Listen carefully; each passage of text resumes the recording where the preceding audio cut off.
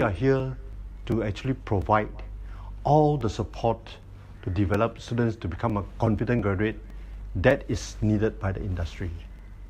Please feel welcome to visit us to see how we do our transformation of students.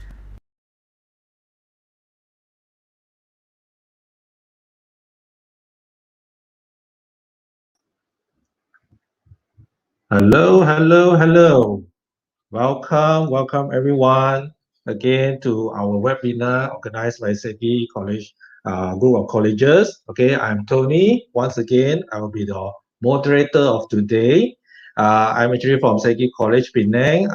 Some of you might see me before. Okay, some of you might not. Okay, so uh, what how does it say? Welcome. Okay, welcome. So later on for today, I have managed to invite four excellent speakers from all over from Sabah and so some of them are from Seremban. Okay, to share with us uh, a wonderful tools that can actually help all of you to teach your student very well. And I actually how to say I really wish that these two actually appear on my age so that I can learn better today, to be honest. All right. So just a mic test, everyone. Just a mic test. Can you hear me and see me clearly?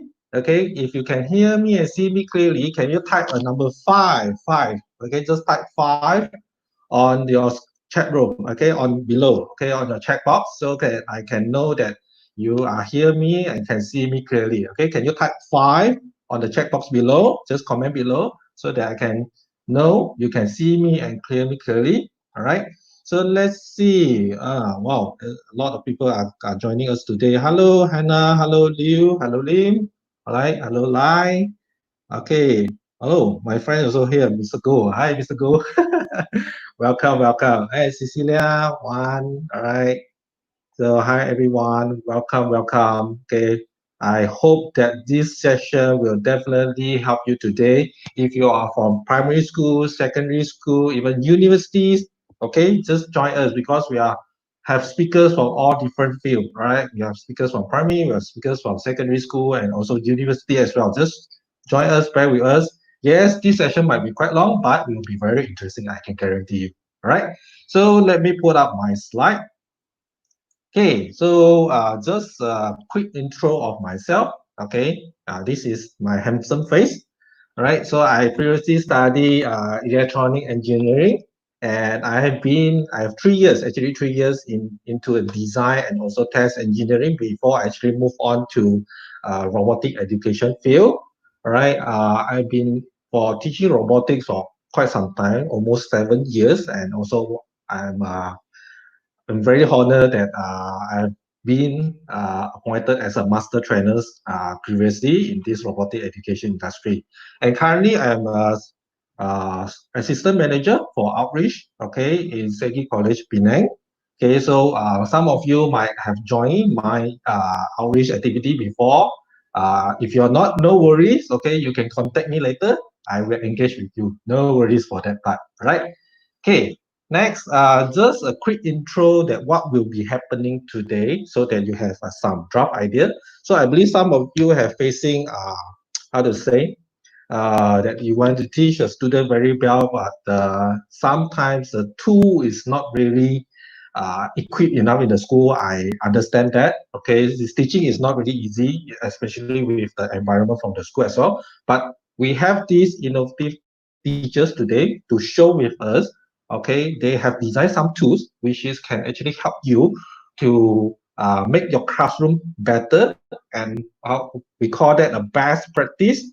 Okay, so what we mean by best practice is already working. They have been researched for some times, and then only they will come out and present to you. Hey, this is the tool they have been using. Okay, it's quite good for you. All right, why not you just try out? And it's very how to say guarantee work for you. Okay, if it's not work, no worries. We have support at the back. All right. So this will be what happening today. So basically they will be sharing a four part. Okay, four part.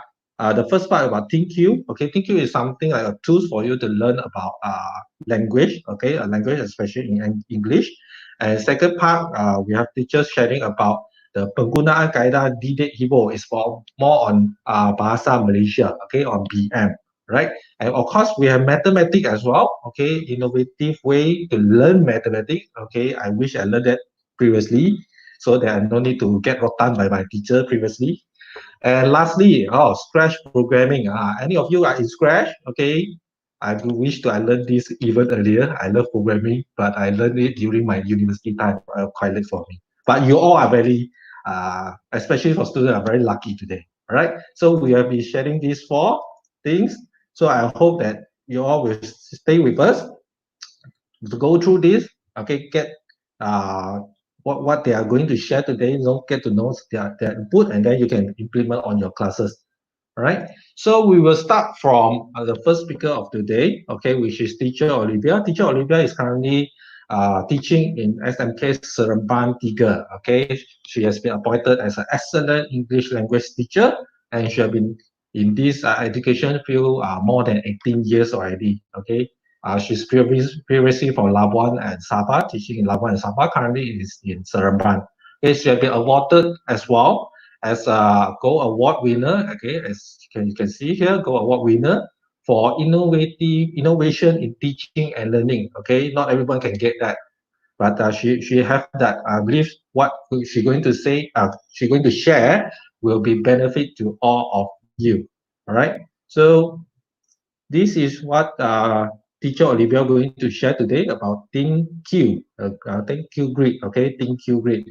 So this is a tool for you to learn about English, okay?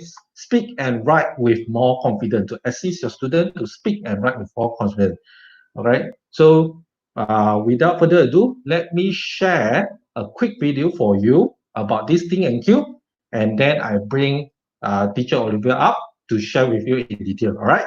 So let me play the video for you before I bring teacher Olivia up, right? Let's enjoy.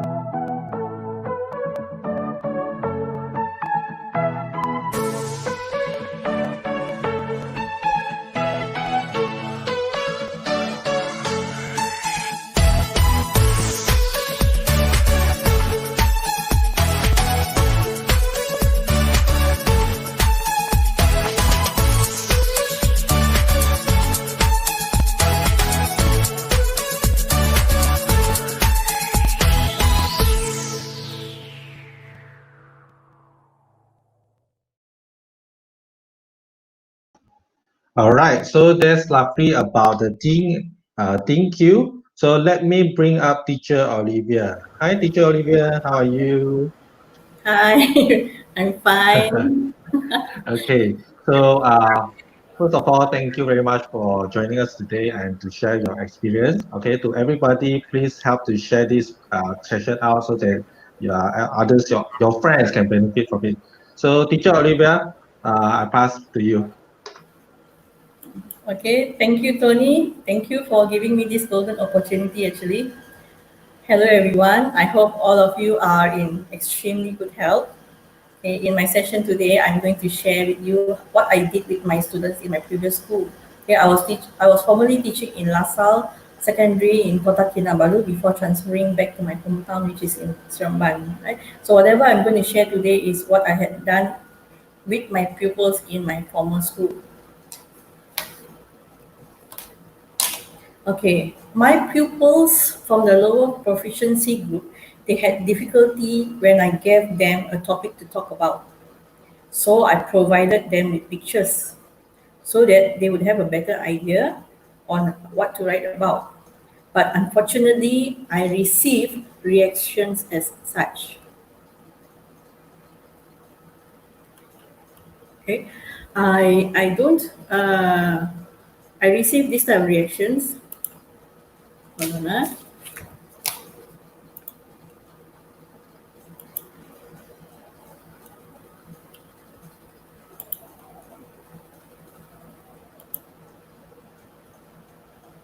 Okay, my pupils, sorry about that just now. Okay, my pupils, when I gave them a topic to write about, they were so stressed.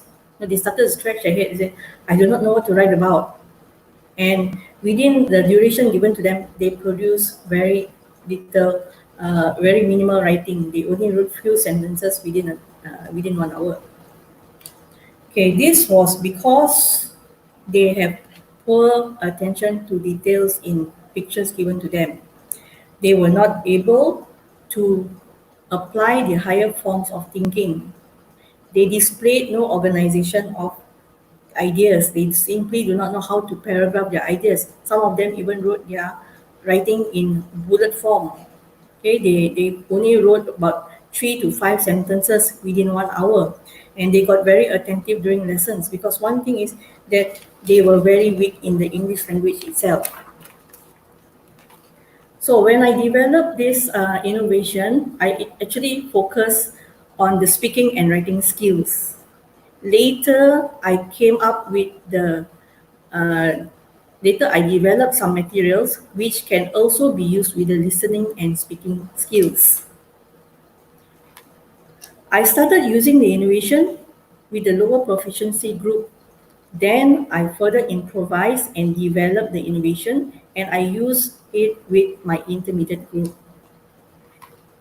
Okay, so this is what my innovation looks like. This innovation had gone through a series of development. In the beginning, it was very simple. It was just a 9 quadrant grid. Then I improvised it and I combine it with another innovation called Think to be Ideal. In the beginning, I familiarized the pupils to use it in a stage which I call the fun learning stage. So in this stage, I only prepared pictures, pictorial cards for the students to get them familiar how to use the grid with the pictures. And then in the second stage, in the target learning stage, I use the document of standard performance, the DSKP, and prepared my materials according to the DSKP. And in the third stage, the success learning stage here is when the students were able to apply whatever they have gone through in a fun learning and target learning stage, and they can successfully apply what they have gone through without the physical use of the innovation. And I also use this in the project-based learning, which I will share with you later on. Okay, now briefly to tell you what the innovation consists. It uses the concept of 9 panel grid. It uses picture cards. It has writing templates provided because students from the low proficiency group, they were unable to organize their writing well. They do not paragraph their ideas. There's also the ThinkU graphic organizer, and there's the combination of thinking maps and thinking heads. Here, I only selected the use of 3 thinking maps, which are the circle map, the bubble map, and the multi-flow map, and thinking heads using the perspective of Edward de Bono. And here, this innovation incorporates the 4 learning skills, which are the listening, speaking, reading, and writing. Fun and engaging activities were prepared in the materials, and I also linked the materials with the use of augmented reality technology. I used an application called Oresma at that time, right? And I also use QR codes where they can have access to extra information. And that year when I did this innovation, the VLE platform was still available to be used by students, okay? But right now there's no more VLE. And this innovation is suitable to be used by teachers as a formative assessment tool. Now, the objectives of developing this innovation is, one thing is to get the students to focus towards details, okay, minor details even in the picture. And also I want them to learn, okay, those lower proficiency group, I want them to learn how to construct simple sentence structures, okay. And then from simple sentence structures, I want them to learn how to construct compound sentences and move on to complex sentences, okay. And also I want them to learn how to come up with questioning skills so that they are able to put their thoughts into their writing. And for the students in the intermediate group, I want them to learn how to think outside the habitual thinking and to assist them to look at things from a number of different perspectives to get a more rounded view of situations. That was why I developed the thing to be map, and it was to be used with the ideal template. Okay, so just to show you how my task card looks like, right? So in this one, this part here, I prepared a picture. L1 here is for those who are in the lower proficiency group. Okay, I prepared 3 sets. Okay, one is to cater for the second set is to cater for the average students, and the third set, the picture will be more complex, is to cater for those students who are of higher proficiency. Now here I prepared here a few words here in the word bank so that they can learn some words. You know, some students who are very weak in English, they would ask, what is this called, cikgu, apa ni dalam bahasa Inggeris? So they can actually learn these words here, and they will know what are the words in English. And here I prepared activities where they can go and hunt for the objects, and they will learn some more words from the picture. Here will be the writing task. This will be some questions where they can help them to think of what to write. And then another activity which they can do is, using these questions, they can share what they do not see only on the piece of paper. So they can actually relate what they learn in the pictures and relate to their personal life. Okay, so there's some extension activities here that they can do. So using the 9 quadrant, they can actually come up with their own speech bubbles. So this actually encourages them to be creative in their thinking. So if this task cards is to be used by the pupils individually, where they can use it at home and self-learn, to get them engaged with the materials, what I did was I linked this picture with the video which I selected concerning, let's say this topic here is good reading. So I find on YouTube a video related to good reading, and I use an application called Oresma. So when the students hover their phone over the picture, a video will be projected, and then they will learn some things and additional information, okay, related to the topic given.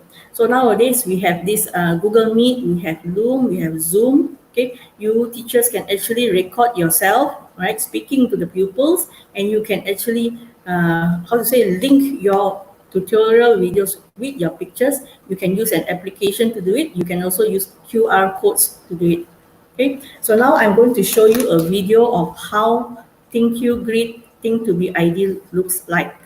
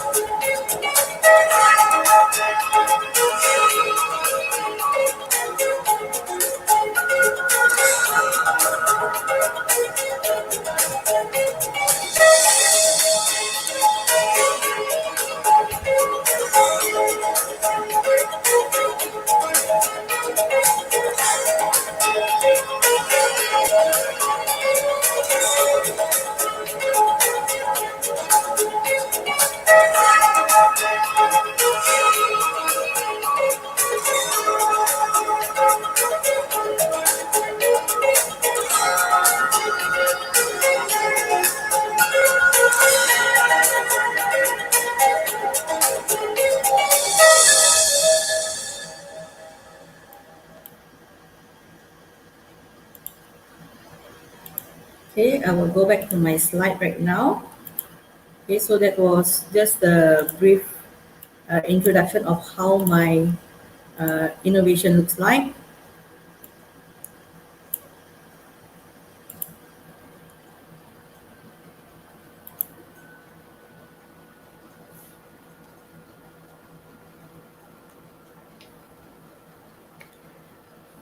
Okay, this is how the folder looks like when I combine the use of ThinQ Grid and Think to be Ideal. And it was used with my pupils in the intermediate group. I had each of them to design their own folder. Okay, so this is how the students' folder looks like. And they use it in replace of their essay exercise book. The first flap is to place a picture which I give them, and they will dissect it into 9 quadrants. In the second flap, okay, the second flap here is to list all the words or phrases according to the picture they observe using ThinQ. Just now you saw in my innovation the video, this is called the ThinQ question category. So they will list it down over here. Okay, and then in the third flap is for them to draft the ideas in what I call this is the thing to be map. And in the fourth flap is for them to draft their paragraph using the ideal template. Now this ideal template is only to construct one paragraph. And if they need to write 5 to 6 paragraphs, they will need to prepare 6 templates altogether. So this is how the thing to be mapped looks like. It comprised the 6 thinking heads and 6 thinking heads of Edward de Bono and 3 thinking maps, which are the circle map for listing down the main ideas. Okay, the main ideas is derived from the thinking heads. The thinking heads of Edward de Bono, they are, okay, the white head, it talks about the facts. The red headed talks about feelings. The green head is talking about the creativity or innovation to solve the problem. The yellow head is thinking in a way of being optimistic. What are the advantages? And if you're thinking in the black head, so the person is to think of all the flaws or what are the disadvantages in regards to the topic we discuss. And the one who is thinking in the blue head is to organize the sequence of the paragraphs later on. Okay, here the bubble map. Why I use the bubble map is to list adjectives because pupils, they seldom use adjectives in their essay writing. And I also use a multi-flow map, which is to list the cause and effects with relevance to the topic. So this is how it looks like when pupils write their paragraphs using the ideal template alongside with the thing to be mapped. The use of ideal is to assist pupils to develop a well-written paragraph of a particular main idea highlighted. Okay, like just now I already explained how they are supposed to get the main ideas. They get it from the 6 ways of thinking. For each paragraph, pupils start with I, which is the main idea of the topic. And then in the next sentence, D, which is to define or to elaborate the main idea. In the next sentence, E is where they provide examples or evidences to support their statement. The following sentence will be A, where they analyze the paragraph by stating their opinion, and L, which is they sum up what they want to say in their paragraph relating to the main idea that they have stated earlier before moving on to the next paragraph. So ideal here, you can see colors here in each paragraph. There are 5 colors. I made them to use color codes so that pupils can keep their writing in check and organized. Now I'm going to show you how I use ThinQ Grid and Think to be Ideal in a project-based learning, which I started with my pupils when they were in Form 4 in 2018, and also how my collaborative partner used it to teach his Form 5 pupils in teaching the art subject. In this project, okay, at the end of this project, the pupils were able to provide vivid description to the picture given to them and be imaginative and creative in sketching the picture based on the description given. In this project, my colleague, Mr. Jong Chi Meng, his name, he selected his pupils to dissect the given picture of a crime scene into 9 quadrants of equal size, and they had to analyze every single detail in the picture according to each quadrant.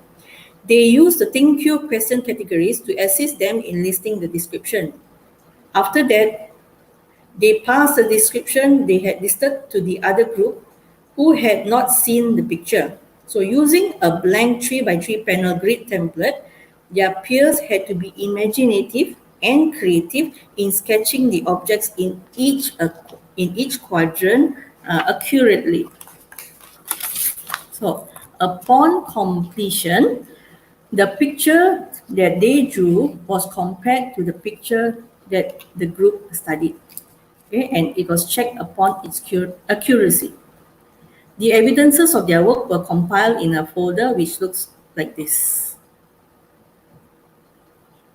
Now, in this crime scene investigation, this project was done with my pupils in Form 4 when they were in the year 2018.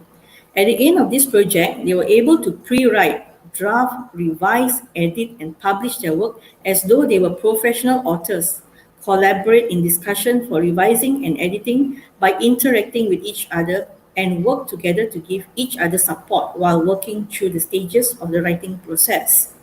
Now let's see lesson 1. In this lesson, I had 6 pupils in a group. 4 of them played as detectives, 1 as a forensic artist, and 1 as the chief detective. The chief and forensic artist stayed in a group. The other 4 played as runners, where they took turns a minute to look closely at the details in the picture and then run back to the forensic artist, describe to the artist to sketch the scene described. And then the chief wrote the report of the crime scene based on the description made by the 4 detectives who were runners before and the sketch drawn by the forensic artist. So what you are looking at now here is the sketch, which I rated as 3 stars, was best fit to the picture, the runners best fit to the pictures given, which shows how observant the runners were towards details in 1 minute. In this lesson, ThinkQ grid was introduced. Pupils place the grid onto the picture and list all the objects seen on the 9 quadrant template provided. Now you can look at the first picture there. Can you see the 9 grid quadrant? Okay, that was the simplest one which I started in the beginning. Okay, so the innovation was linked to how it would help in the real world situations when detectives have to look at every nook and corner of a crime scene to not miss out any evidences that could be possible leads to solve a case. Pupils wrote a report of the crime scene based on what they observed without analysis, without making predictions or conclusions drawn.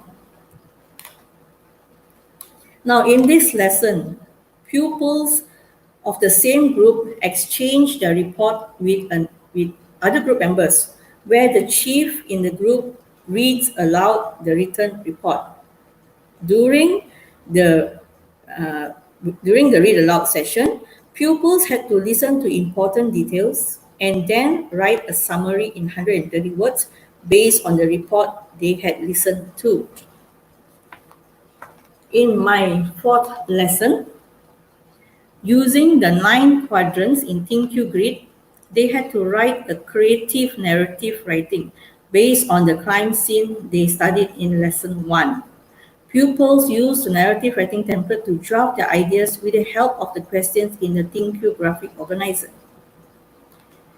Okay, in this lesson, it allowed pupils to use the evaluation criteria and feedback correction codes to edit the narrative writing done by other group members. After the correction and feedback session, the groups had to modify their narrative and then publish their written work on social media. Okay, these are the narratives the pupils uploaded via their class Telegram group for further improvement. Okay, so the first stage is they put it in a Telegram group and their friends get feedback, and then they improvise it again, right? They revise and improvise it again, and then they publicize it on a global scale in social media platforms such as Reddit, Facebook, and Instagram. Okay, this is where they were allowed to receive constructive feedback from readers all around the world. Now, in this lesson, okay, if you want to scan the barcode, you can see the video of my mock trial and uploaded it in YouTube. So in this lesson, pupils were first divided into 6 groups and they were to match the vocabulary with its meaning. The purpose of this was to enable pupils to be aware of the appropriate courtroom vocabulary to be used during the mock trial. In this lesson, pupils learn how to write opening and closing arguments. Ideal was introduced to develop their opening statements. So here I was the main idea or evidences stated through the testimonies given by the witnesses in court. D was to define and elaborate on the main ideas stated. E was to provide solid evidences to the case. A was to analyze the strength in the evidences stated to prove the stand of the attorney to defend the case, and L was to link the testimonies given in the witnesses' statement in order to achieve the appropriate verdict at the end of the case. Okay, what you're seeing here is it is showing that the pupils identified ideal in the opening statements and color-coded them. Now, in this third lesson, pupils were taught on the definition of direct and cross-examination. So ThinkQ was introduced on how it was to be utilized to assist in formulating the questions for direct and cross-examinations. This lesson shows how pupils lead their classmates in a discussion during the process of scripting for the mock trial.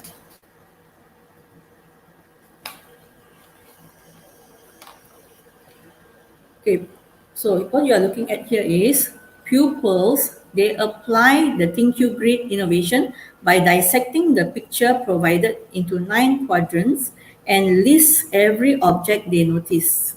Pupils use the thing to be mapped an ideal template in the scripting process.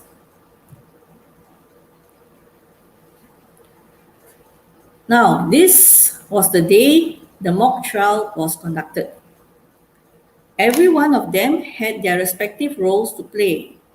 They were able to practice advocacy skills, which would be useful to them if they were to pursue this career in future.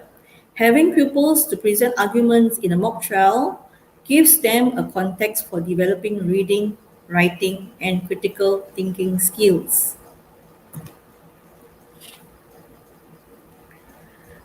In this lesson, pupils used the information that they had jotted down in the thing to be mapped during their observation and listening to the trial session. Pupils referred to the information that they had jotted in ideal during the scripting process and wrote a newspaper report based on the mock trial using both of the innovation.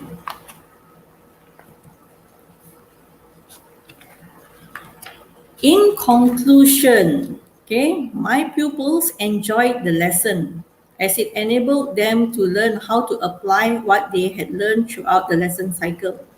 It was a good practice for oral argument among pupils as it was needed by them to think a lot critically to create compelling arguments which were supported by evidences. So I awarded them with certificates at the end of the PBL session. Now, I further developed the innovation. I gamified it. I had my colleague, Madam Jacqueline G. Majid, who is currently a Bahasa Melayu teacher in La Salle Secondary School in Kota Kinabalu, and she used this innovation to play it with her pupils in her class. I will run through the slides to show you what are the contents in this kit. And actually already had a preview of how it was used in the introduction video played by Tony earlier.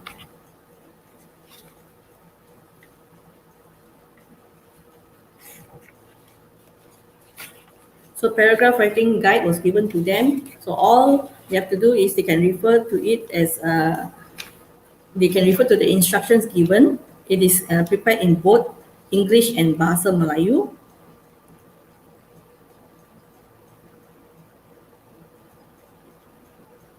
Okay, so this is what you can see in the kit that I have prepared. All right, now I'm going to share with you that it was successful among the students. Students from the lower proficiency group now, they are able to talk about pictures given to them or talk about the topic given to them confidently, and they were able to write even lengthier essays compared to before. My students, they were selected as facilitators to share the innovation among club members, English and BM club members. They were confident enough to share and guide other club members. My pupils also, after the mock trial, they gained confidence to go out and present in exhibitions and competitions in the state level and in the international level. They were confident enough to speak about what they had done in the classroom. So here you are looking at pictures of students who at first they dare not showcase their essays that they write in their exercise books. Okay, I told them they now can write very good essays. So why not take part in competitions, right? Organized by organizations in the private sector. So they took part, and surprisingly, some made it to the national level. And some, what you are looking at now is they received awards. They are standing with awards there. And my group of pupils, they presented their project-based learning in the Malta International Conference last year. And I'm proud to announce that they were champions, okay, for presenting their project-based learning. So this innovation was used with my colleague, Madam Jacqueline, who is a BM teacher. She used with her students. And my colleague, my ex-colleague, Mr. Jong Chiming, is an art teacher. So he adapted the innovation and he used it to teach his students in his art subject as well as his RBT subject. Okay, and this innovation was also shared in Labuan. Okay, my colleagues, my collaborative partners, and we went to Keningau to share this innovation. Okay, we also shared this in Malacca and in Kuching, and there were SISC officers as well as our district English language officer came down to assist me in the beginning when I started to develop my innovation. Okay, that is all I have to share with all of you today.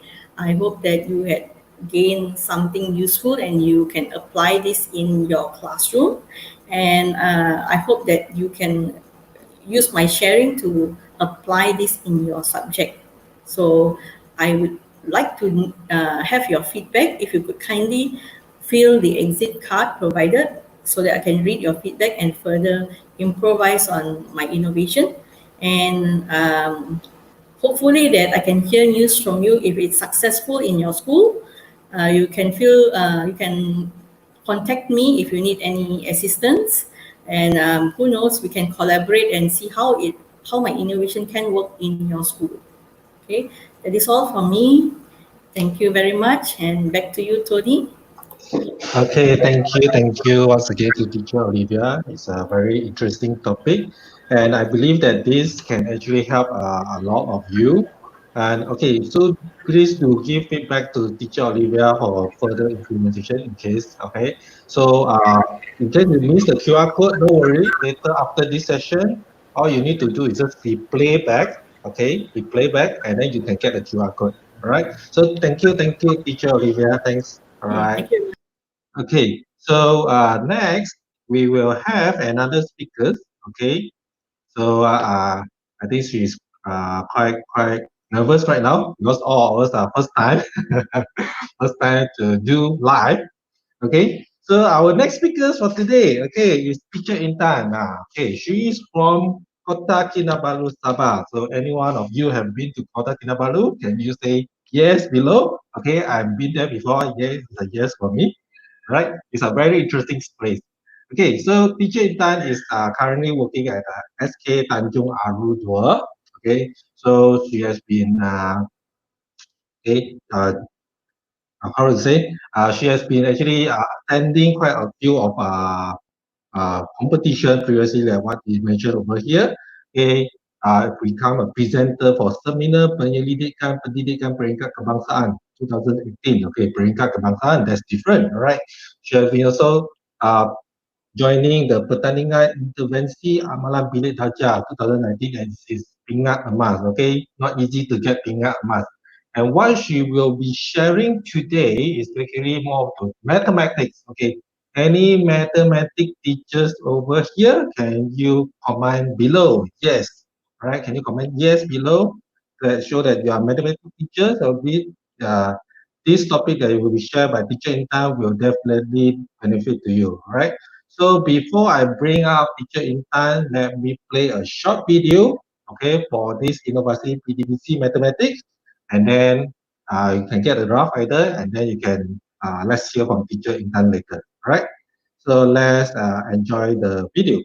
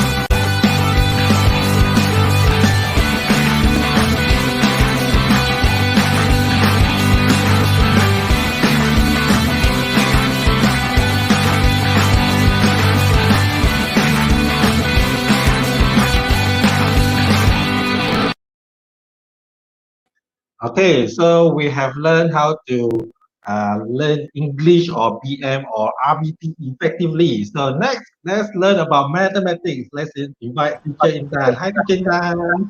Hi, Tony. How are you today? I'm good. I'm good. Is it Yeah. raining over KK there? Almost raining here. Almost Yeah. raining. Okay, I hope the line will be good so you can Yeah, share yeah. the good thing to everybody. Okay, over to you, Teacher Intan. Okay, thank you, Tony.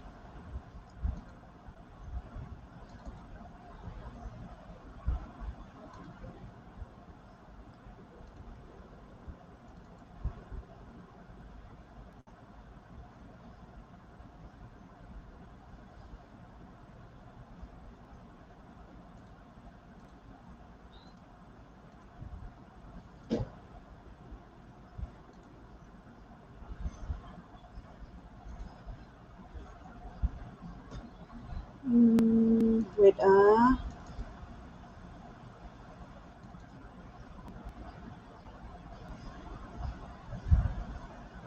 Okay, you can see me now.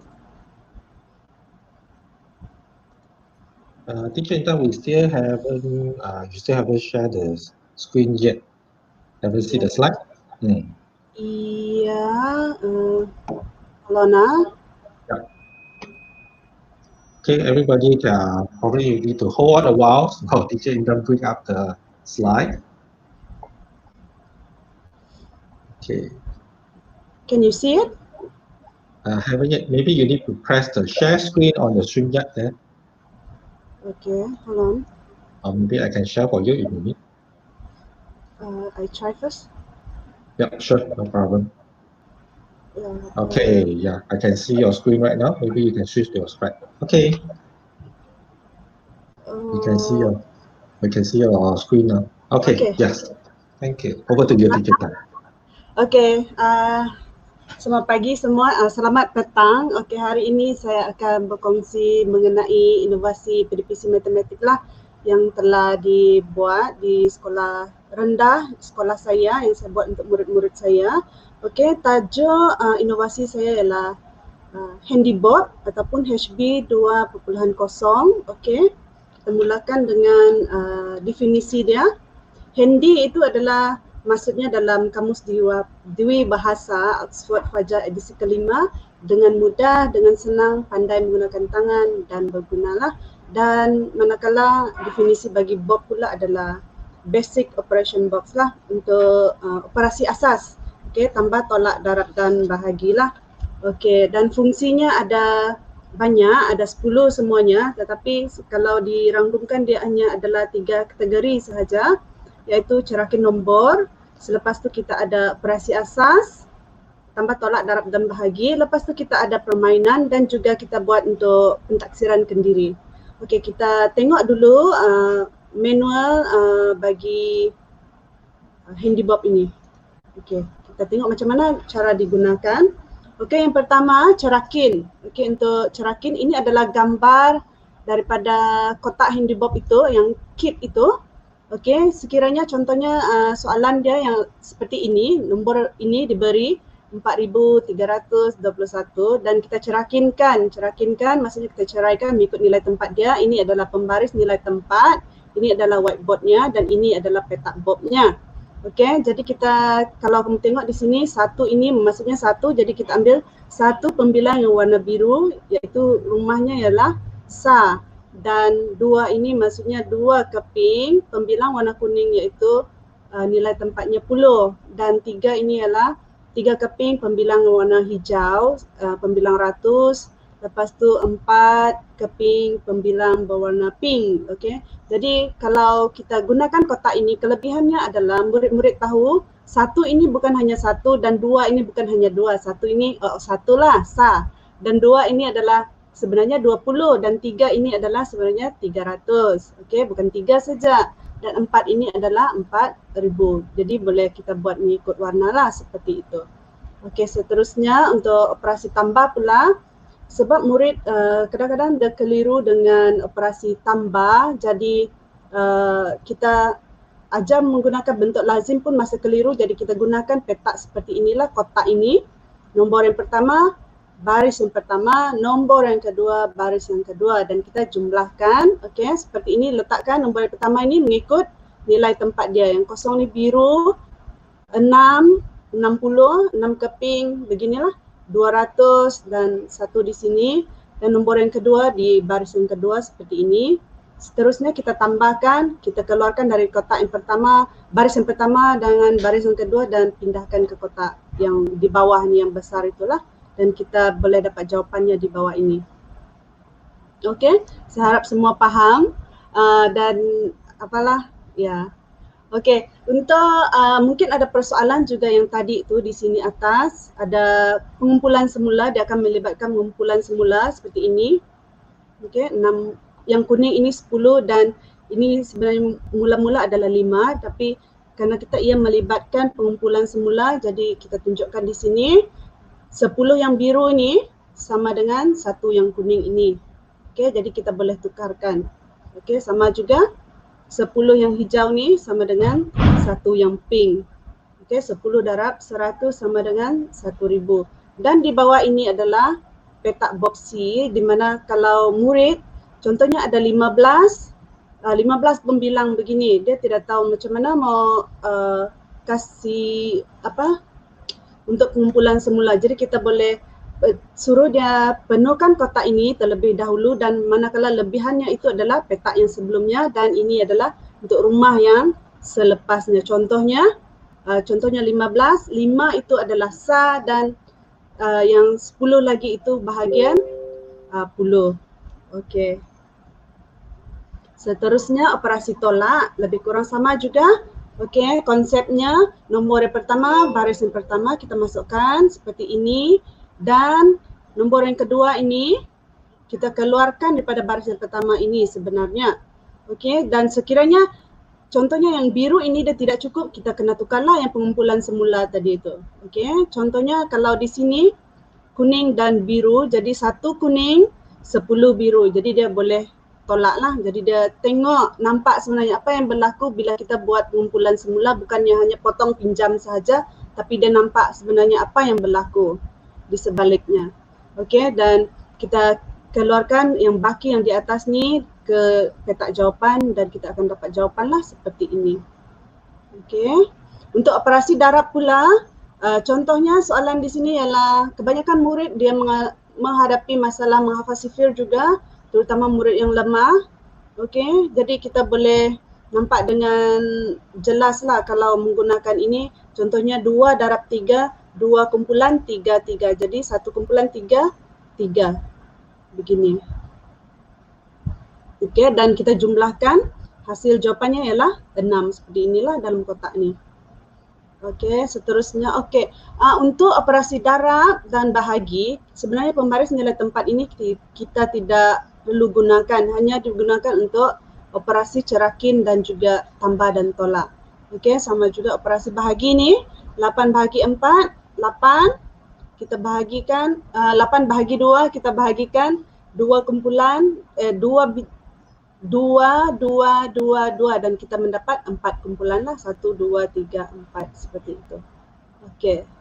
Dan dari segi permainan, untuk permainan kita menggunakan kotak yang sama dan bila kita menggunakan permainan, kita boleh sesuaikan permainan itu mengikut operasi asas mana yang kita pilih. Contohnya ialah tambah, tolak, darab dan bahagi. Contohnya untuk soalan ini yang gambar yang sekarang ini saya sedang tunjukkan ini ialah darab.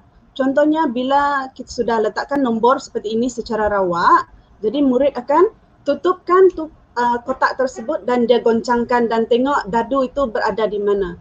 Okey, dan contohnya dalam kotak ini kita tengok dadu itu ini berada dekat dengan kotak warna pink dekat dengan 5. Jadi kalau kita mau darab, kita pilih untuk operasi darab, kita boleh 5 darab 5 dan kita boleh tahu jawapan dia lah. Kita suruh murid jawab soalan tersebut. Dan kalau kita mau meningkatkan aras dia untuk tahap 2, kita tingkatkan aras dia supaya lebih tinggi, kita boleh juga contohnya 5,000 darab 5 pun boleh, ataupun 5,000 bahagi 5 pun boleh untuk bahagi, ataupun 5 tambah 5 untuk operasi tambah, dan 5 tolak 5 pun boleh. Terpulang kepada ahli kumpulan itu mereka mau bermain untuk operasi tambahkah, tolak ataupun darab dan bahagi. Dan bila murid dapat menjawab dengan betul di sini, jadi mereka boleh menggerakkan gunduk mereka yang ini, yang butang ini. Okey, jadi setiap pemain dia ada satu gunduk ini dan dia akan gerakkan setiap kali bila giliran dia tiba dan dia menjawab dengan betul, dia akan gerak. Dia akan gerak dan gerak. Dan orang yang pertama sampai ke petak tahniah ini, dia adalah pemenang yang nombor 1 untuk permainan inilah. Jadi ada persaingan di sana, ada strategi juga. Okey. Dan kita perlu juga dalam permainan itu kita buatkan lantik satu orang menjadi pakar rujuk lah. Dan sekiranya dia pun tidak dapat, maka gurulah yang akan ambil alih lah. Okey. Dan ini adalah untuk penilaian kendiri. Interactive Basic Appraisal Quiz. Dia adalah quiz online menggunakan Google Form di mana murid boleh menilai diri dia sendirilah setakat mana kefahaman dia dalam operasi asas. Okey, seterusnya itu tadi adalah manual penggunaan bagi handyboard. Okey, seterusnya kita tengok masalah dan isu yang ditangani oleh inovasi ini. Murid selalu keliru dengan susunan nombor mengikut nilai tempat dalam bentuk lazim lah. Jadi penyelesaiannya tadi adalah pembaris nilai tempat dan juga petak bob berwarna lah. Dan juga murid selalu terkeliru pengiraan melibatkan pengumpulan semula. Ini memang selalu berlaku terutama murid yang lemah. Jadi kita menggunakan petak bopsi yang warna putih tadi tu. Okey. Dan juga murid selalu tertukar operasi asas, tambah dan tolak, darab dan bahagi. Jadi itu sebenarnya tujuan kita menggunakan kit ini untuk mengajar operasi asas. Jadi mereka dapat membezakan kalau tambah dia begini, kalau tolak dia begini dan darab begini, bahagi pula begini. Jadi semuanya konsep itu mereka dapat kuasai dengan mudahlah, nampak dengan jelas sebenarnya. Bukan hanya sekadar nombor-nombor saja yang bermain, tetapi kuantitinya dan benda itu boleh dipegang dengan tangan, boleh dilihat di depan mata mereka. Benda itu macam maujud. Okey. Dan kebanyakan murid juga memang kebiasaannya tidak suka matematik, tidak ramai orang yang suka matematik. Jadi kita adakan permainan asas, tambah tolak, darab dan bahagi. Begitu juga dengan PDPC Part 21. Jadi kita seperti yang kamu dengar tadi saya telah terangkan adalah murid bermain di dalam kumpulan. Jadi kita memupuk mereka kemahiran berkomunikasi, bekerjasama, mereka lebih kreatif dan juga boleh membina kemahiran kritis juga, dan juga nilai murni, adakah mereka jujur semasa bermain ataupun tidak, ataupun mereka tipu, tengok sifir dan sebagainya. Dan kita juga boleh nilai murid semada dia boleh menilai orang lain punya pandangan, boleh terima atau tidak begitu. Dan juga kita gunakan dalam taksiran kendiri atas talian lah. Okey. Seterusnya, okey. Kronologi penghasilan inovasi ini, okey, pada permulaannya pada tahun 2018, inovasi ini adalah terdiri daripada bahan kitar semula daripada bekas telur. Jadi semua murid dia boleh buat satu untuk diri dia sendiri. Jadi senanglah, satu kelas semua ada, sebab benda tu semua rumah ada. Semua adakah rumah yang tidak ada? Okey, rasanya semua rumah ada kotak telur itu, tidak semestinya yang plastik, yang kertas pun boleh juga, boleh digunakan.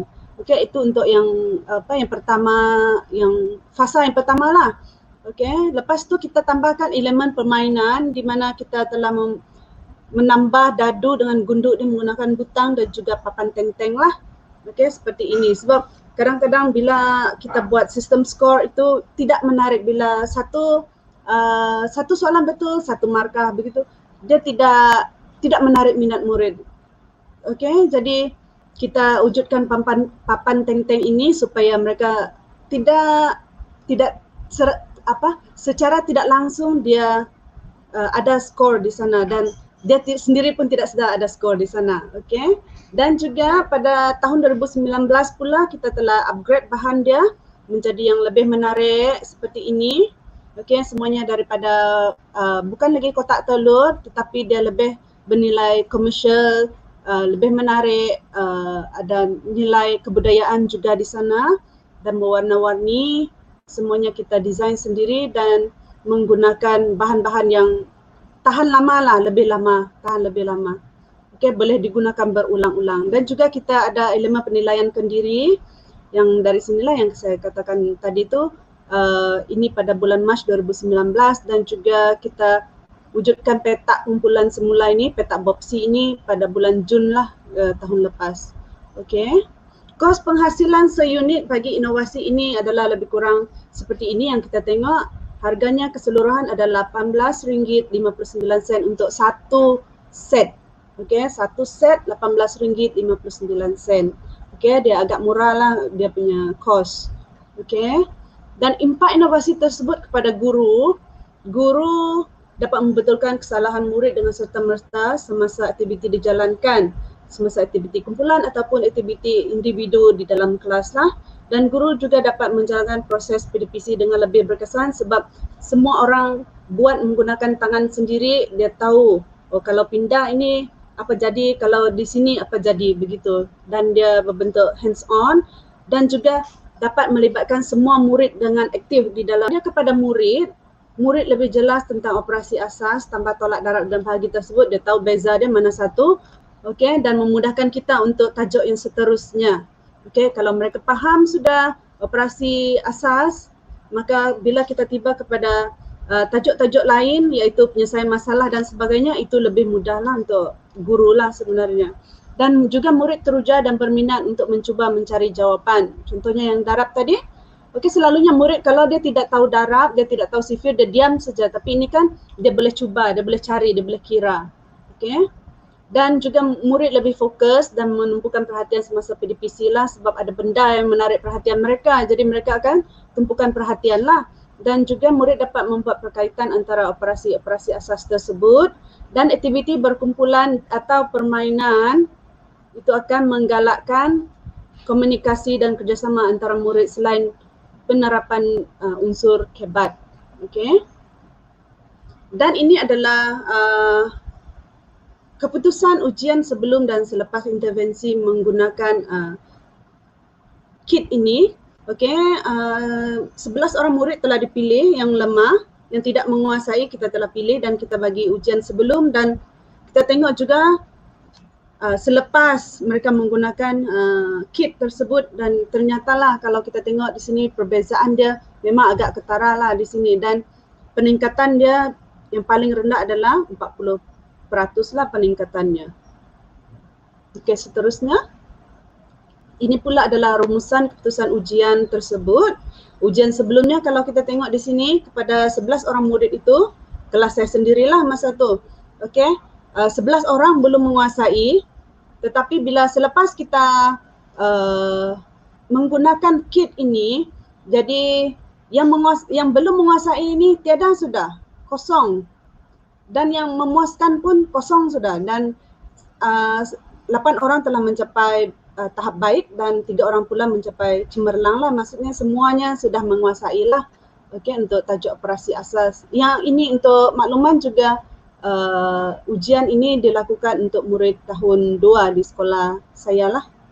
Okey, ini perbandingan keputusan ujian sebelum dan selepas intervensi. Kalau kita tengok dua warna di sini, warna yang terang ini adalah sebelum intervensi dan yang hijau yang gelap ini adalah selepas intervensi, di mana kalau kita tengok semuanya lebih tinggi lah, hijau yang gelap ini lebih tinggi. Okey. Ini pula adalah contoh soalan dia yang jawapan murid tersebut. Ini ujian pra ataupun ujian sebelum intervensi, dan ini adalah ujian post selepas intervensi menggunakan kit tersebut. Ternyata markah dia mula-mulanya adalah 15% dan selepas intervensi itu adalah 90%. Walaupun tidak 100%, tapi kita dapat lihat peningkatan lah dalam murid tersebut lah. Okey. Okey, inovasi ini kita telah kongsikan di beberapa sekolah, di beberapa daerah di Kota Kinabalu. Okey, ini kita kongsikan di SK St. Francis Convent, Kota Kinabalu. Tahun 5, murid yang terlibat adalah tahun 5 dan feedback dia adalah sangat positif, dan mana mereka bermain menggunakan handy-bob tersebut dan mereka sangat seronok lah. Okey. Dan juga seterusnya, okey, kita telah kongsikan juga di sekolah berprestasi tinggi SK Srigaya Kota Kinabalu Sabah. Okey, di mana murid yang kita libatkan pada masa itu adalah murid tahun 4 juga, dan juga mendapat respon yang sangat baik. Murid kelihatan memang sangat seronok bermain. Okey, sebab mereka tidak sedar pun mereka belajar sebab mereka seronok bermain. Okey. Dan juga kita kongsikan di daerah yang sebelahnya adalah daerah Penampang di SK Putaton Inobong, Sabah. Okey, ini adalah murid yang terlibat adalah murid tahun 4. Okey, mendapat respon feedback yang baiklah. Dan juga selain itu kita telah sebarkan juga selain murid perdana, sebelum ini kita hanya gunakan di dalam kelas perdana saja, tapi kita gunakan juga di kelas pendidikan khas sekolah kami seperti ini, di mana kebanyakan muridnya adalah mengalami masalah pembelajaran lah, dan juga pemulihan khas. Kita telah cuba juga menggunakan di sana, dan kita tengok murid macam mana penggunaannya di sanalah. Okey. Selain itu di sekolah juga kita memang kita kongsikan di kalangan guru-guru, terutamanya guru dalam panitia yang sama dan juga guru-guru panitia yang lain yang berkaitan lah. Okey, di mana kita telah adakan sesi video kritik di mana saya mengajar di dalam kelas dan dirakam selama 100 jam rakaman, dan kemudian kami duduk bermesyuarat, berbincang tentang kelemahan, kekuatan, bagaimanakah boleh ditambah baik inovasi tersebut, bagaimanakah dia boleh digunakan dengan lebih berkesan di dalam kelas, dan bagaimanakah cadangan-cadangan guru-guru yang lain bila kita menggunakan kit inilah, dan juga bagaimana kit ini boleh digunakan oleh guru-guru yang lain lah. Okey. Dan juga inovasi ini telah mendapat beberapa anugerah dan pengiktirafan sebelum ini, di mana pertandingan Maitaba Inovasi di Labuan 2018 kita telah mendapat pingat emas kategori amatur, dan juga bahan PDPC abad 21 dengan pembudayaan PLC kita juga telah mendapat tempat PLC 5 yang terbaik, dan juga kajian tindakan telah kita bentangkan di Seminar Penyelidikan Pendidikan Peringkat Kebangsaan 2018, okey, yang dirasmikan oleh Menteri Pendidikan pada masa tersebut. Dan juga kita telah mendapat inovasi ini telah mendapat pingat emas dan juga naib johan keseluruhan bagi kategori guru individu dalam pertandingan inovasi pedagogi intervensi PDPC peringkat negeri Sabah tahun lepas. Dan juga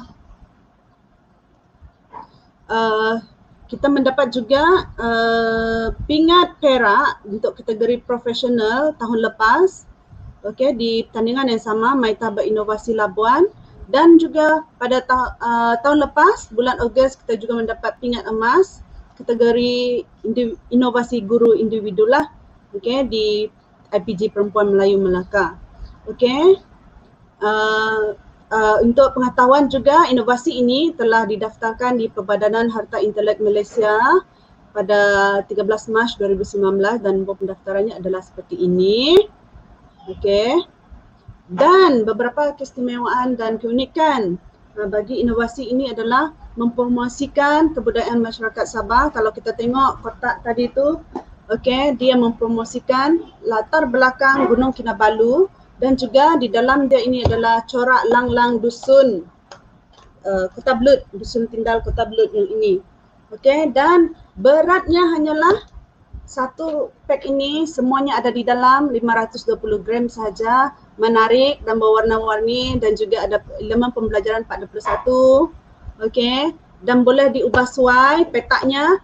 Dia boleh jadi 8, boleh jadi 12, pembaris nilai tempat boleh menjadi sampai 1000, dan juga boleh juga kita ubah suai menjadi sampai ratus ribu lah, okey, petaknya. Dan boleh digunakan pelbagai aras murid lah, pemulihan, PPKI pun boleh, perdana pun boleh, tahap 1 dan 2 juga boleh.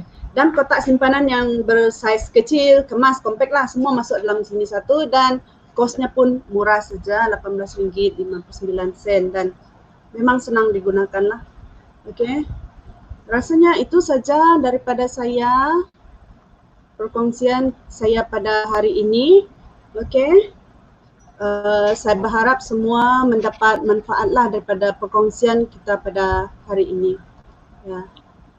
Okay, thank you Cikgu Intan. Okay, so saya berharap semua dapat idea cara pengajaran matematik yang lagi inovatif. So bukan macam saya dulu masih ingat matematik saya tak bagus sampai telinga saya pun besar kena tarik. So itu cara lama. So cara sekarang tak perlu. Kami ada tools yang hebat-hebat macam Cikgu Intan yang buat, okay, yang create. So saya berharap yang ini akan membantu anda semua. Okay, so untuk penonton-penonton sekalian, jika anda ada apa-apa soalan nanti, okay, tolong tulis kat chat room di bawah. Nanti pada sesi nanti kami ada sesi Q&A. So kami akan satu-satu untuk menjawab semua. Okay. So terima kasih Cikgu Intan. Okay, thank you. Alright. So next thing. Okay, next thing. Kami sudah belajar pasal cara pengajaran untuk language, English ke, BM ke, RBT ke. Okay. So pun sudah belajar untuk matematik pula. So semua ini sudah belajar. Next thing of course pasal programming lah tu. Okay. So we have know the basic of language, we have know the basic of mathematics, of course about programming pula. Right. So next thing, okay, I would like to invite, okay, satu lecturer dari university. Okay. Let me put up my slide. So our next speaker is from, okay, Teacher Sharifah. Okay, she's a senior lecturer from University Technology Mara. Okay, from Negeri Sembilan. Okay, she has been in this field. Okay, teaching experience of more than 23 years. Okay, 23 years. Okay, so she has been also active in research. Okay, publication, innovative. Okay, but her main interest is on game-based learning. Okay, Untuk sesiapa yang tak pernah tahu apa tu game-based learning, you should learn from her. Alright. So game-based learning is something like you are learning while you are having fun playing some games. Okay. So that will actually membantu, okay, membantu help your children, okay, your students, okay, learn even faster in other way. Alright. So what she's going to share today is for Scratch programming. So any of you have learned of Scratch programming or heard of Scratch programming? Can you comment below, say yes. Okay. Jika anda pernah dengar Scratch, tolong comment below, say yes. Alright. So before I actually invite teacher Sharifah up today, okay, so let me play some short video, okay, what is about Scratch, okay, how can you create, so make your, how to say, make your class even more fun, right? So let's enjoy the video. Hi, I'm Aini. I want to share an application with you. It is Scratch. You can use Scratch to develop interactive multimedia projects. So let's see how easy to use Scratch. When you use Scratch, you can see this screen. So I want to do a project by using this picture of a cat. So let's see how fast I can make it.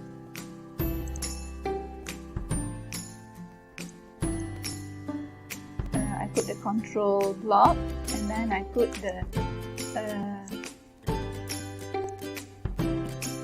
loops that the cat says hello, and then I put the sound that the cat will sound meow, and then I want also to put to position the cat at the specific position, and then I want the cat to move after saying meow, and I want to put some control block for each block, so I put 1 second wait. Okay. So let's see how okay, wait for a moment. So I put 50 steps. So let's say whether it's working or not. See? It is very easy to use it, right? So I hope that by watching this video, you are interested to use Scratch to develop your interactive multimedia project or to introduce Scratch to your students. That's all. Thank you. Alright, so there is more or less something about Scratch programming. Okay, let's wait no more and let's bring up teacher Sharifah. Hi, teacher Sharifah, how are you? Hi, I'm fine. Thank you. Yeah, so I can see that you are in office today. Yeah, I am in the office. Okay, teacher Sharifah, I think the audience are waiting for your sharing. So over to you. Okay. Thank you very much, Tony. Hi, good afternoon and assalamualaikum to all the participants today. So I would like to share with you Scratch. Now I will share the slides that I have prepared for you. Okay. This is the slide. Okay, so I will start the presentation about Scratch.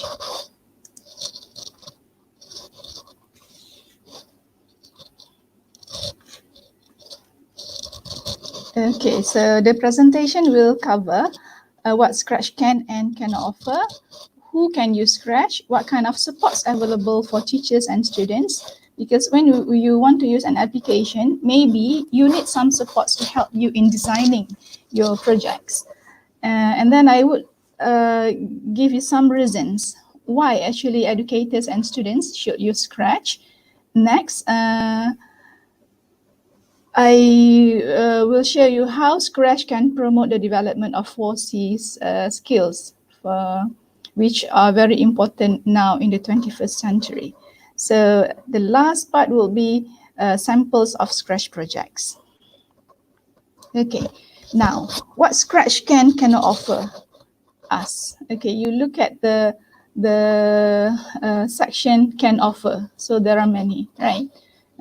Scratch cannot offer you to develop a phone app and 3D interactive projects. If you want to develop 3D interactive projects, you have to use other applications. Scratch can offer you free application, meaning that if you use Scratch online, you don't have to pay any fee, any subscription fee. And also Scratch offer you free multimedia resources, free publishing when you prepare the project and then you want to publish it online, so you can publish a project for free. You can share your project on the Scratch website.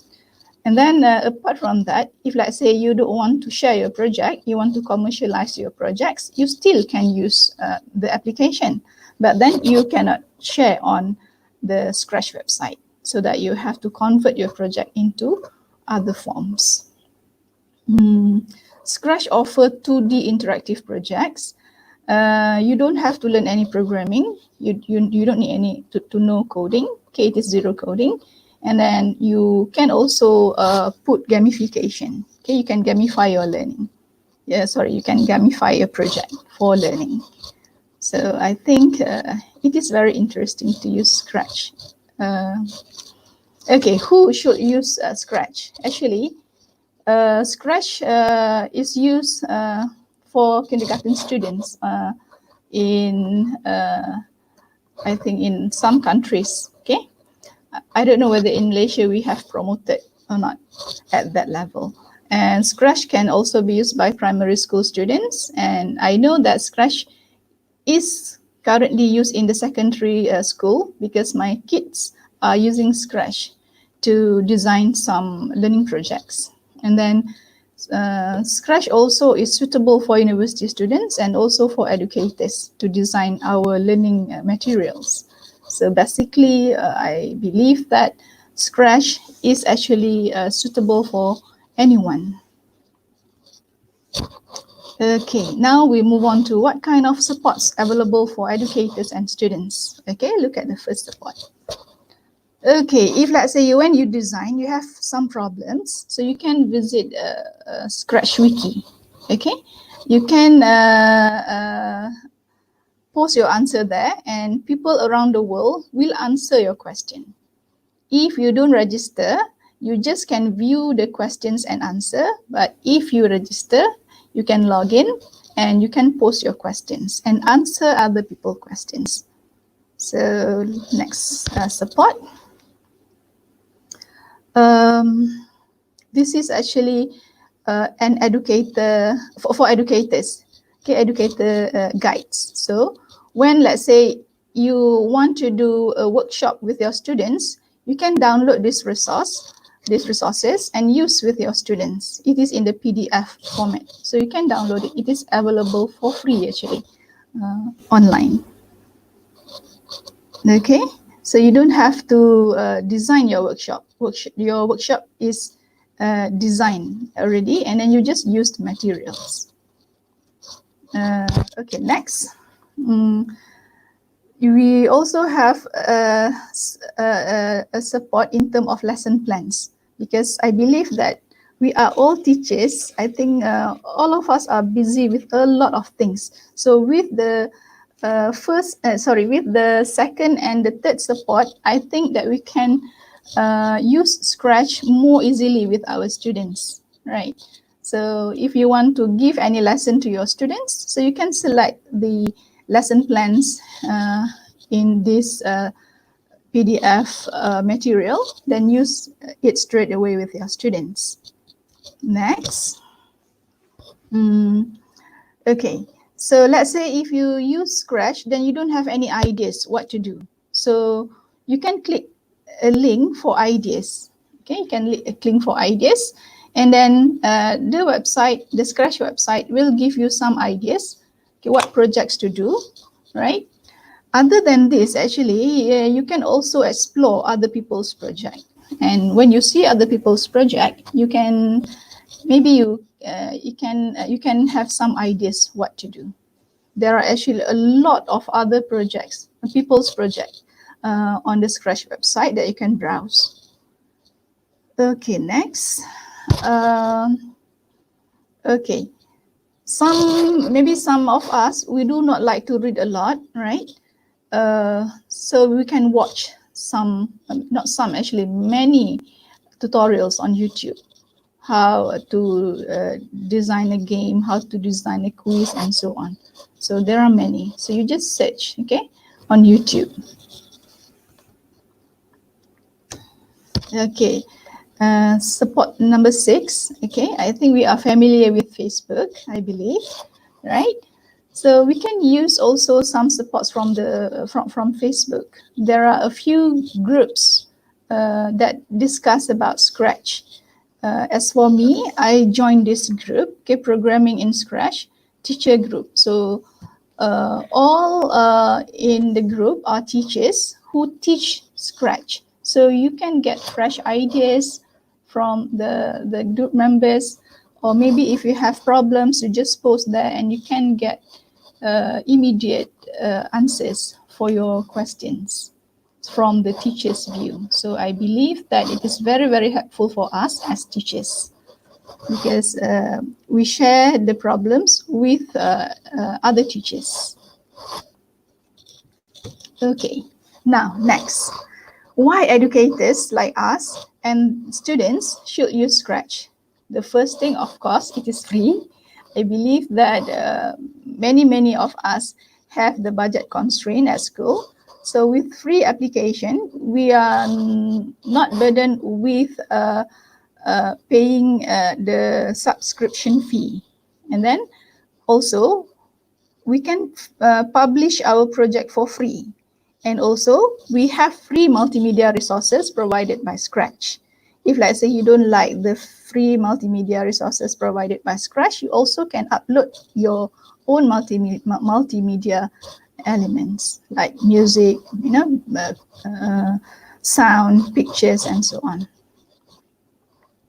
But then if you want to design your project very fast, you can use straight away the multimedia resources provided by Scratch. The second reason is fast. Why you can design your project fast? It is because there is no coding needed. You just drag the what you call that, the blocks. You don't have to learn programming as well. Not many people are actually like me, myself, I don't like learning programming languages. I believe that there are also other people like me who do not like learning programming languages, right? So we can have this application to help us to design games. Next, flexible. Why flexible? Because when you use Scratch, you can develop your project online. But then, let's say if you have a problem, for example, the internet problem, you can download the application for free, put it in your PC, and then you can develop your project offline. So after you develop your project offline, then you can upload the project on the Scratch website. For example, you develop halfway your project, and then you have problems to do it online, and then you can continue doing your project offline by downloading the halfway project into your PC and continue doing it in your PC. The last thing is that for flexible is when you design a Scratch project, you don't want to publish it, so you want to have it as a standalone project. So you can convert Flash into a standalone Flash project. And also you don't need to pay anything, because there is a free converter online that you can convert your project, and it can be done fast. Next, the reason for us to use Scratch is that we can gamify the project. So gamification is actually important because I think it can stimulate students to learn, increase their motivation to participate in learning activities that we gamify. I think the basic gamification element that we can use in developing Scratch are, for example, score. Students need to know how much they score when they do maybe quizzes, right? And timer, okay? Maybe we can set a time for an activity so they can finish within the time given. And then lives, maybe they play once and then they cannot finish it. And then the game is not over yet, so they can play again. So we can give them a few lives. And then the most important one in learning is immediate feedback. So you can gamify your project by providing immediate feedback, such as if the students do answer correctly, maybe you can put praise feedback, right? For example, you can say you can put the feedback as excellent, right? Good job. If they answer wrongly, you put sorry, try again, or maybe you can guide them in learning. So you put some explanatory feedback. If they answer wrongly, so you guide them how to get the correct answer. So it is called explanatory feedback. And immediate feedback also can come in the form of sound. For example, if students answer wrongly, you give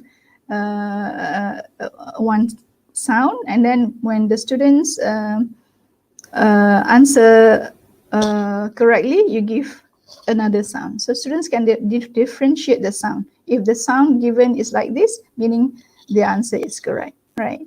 And so on. So I believe that with gamification, learning activities that we design by using Scratch will be more interesting. And if we ask the students also to prepare their project, we can also promote them to use gamification elements.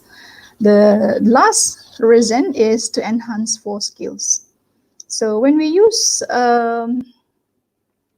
Scratch, we can actually develop their creative thinking, critical thinking, complex problem solving, and also improve their communication skills. So I move on to the next slide to explain more about 4C skills. All right. So how Scratch promote the development of 4C skills? Okay. The first one is critical thinking. So when we ask students to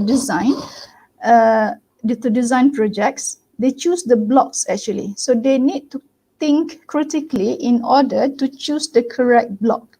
For example, if they want to make the object move, so they have to choose the correct the correct block, and also they have to think what kind of movement that they want to create, right? So they need to think critically. The next one is creative thinking. So when we talk about designing, of course, we need to be creative in designing something, right? So they need also to choose blocks, maybe to choose the multimedia elements, the correct one, the interesting one, right? Let's say if you want to ask the students to draw pictures, they also need to be creative, right? Apart from using the multimedia resources given by Scratch, maybe you can ask the students to draw and use their drawing as the object. Maybe they can record their voice, right? They can record some sounds and so on. Next is complex problem solving. So again, when they design the projects, they need to choose the right blocks. When they choose the wrong block, so they have to solve the problem in order to get the correct block, right? Communication, when you assign students to do the project in group, so they have to communicate among their group members. And also when you ask them to design, actually they have to communicate with the educators, right? Or also maybe they seek help online, they communicate with other people online. So then they can enhance their communication skills. Okay, so look at on the right side of the slide, okay? So I put 2 blocks there, designing and the blocks, okay? Designing, so they have to think what type of project, okay, that they want to design, the content, the themes, the characters, the rules, and then gamifying the project. So those are the things involved in designing. And then the blocks, they have to choose the block and make the block function, right? So choosing the right block is not enough, so they have to make the blocks function. Okay, these are the blocks that we have in Scratch. We have the blocks for motion, for looks, okay? For example, for motion, if you want to make the object move, turn around, right? So you use the motion. Looks, if you want to make the object to say something, like I did just now in the promo in the video shown by Mr. Tony, right? Sound, to give any sound. Control, okay, like when the flag is clicked, right? Things like that. And then the event, sensing, pen, operators, data, and more. So in order for you to explore this, you have to experience using Scratch. Then you know, okay, how the blocks function.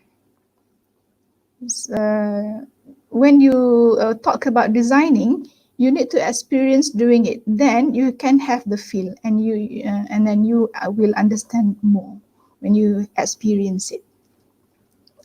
Okay, now I move on to the last part, the sample project. Okay, by watching the sample project, I hope that you will be interested in using Scratch, hopefully, okay?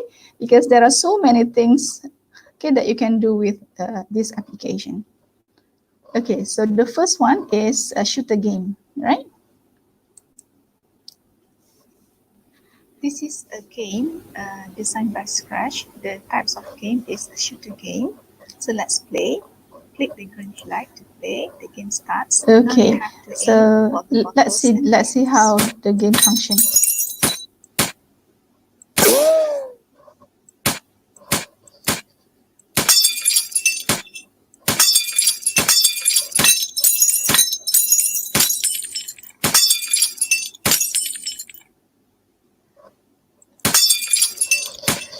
Okay, now you see the game, right, on the screen.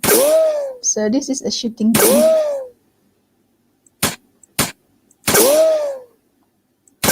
Yay, I win the game. So, is it interesting?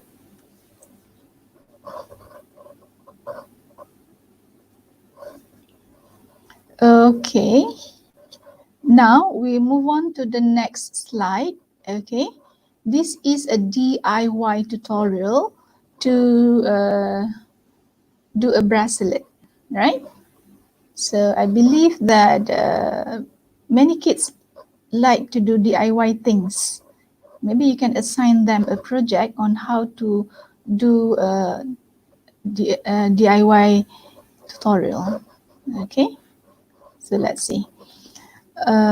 This is a DIY project designed by Scratch. So let's see. Click the green flag and then click your mouse. Now you see the project, right, on your screen.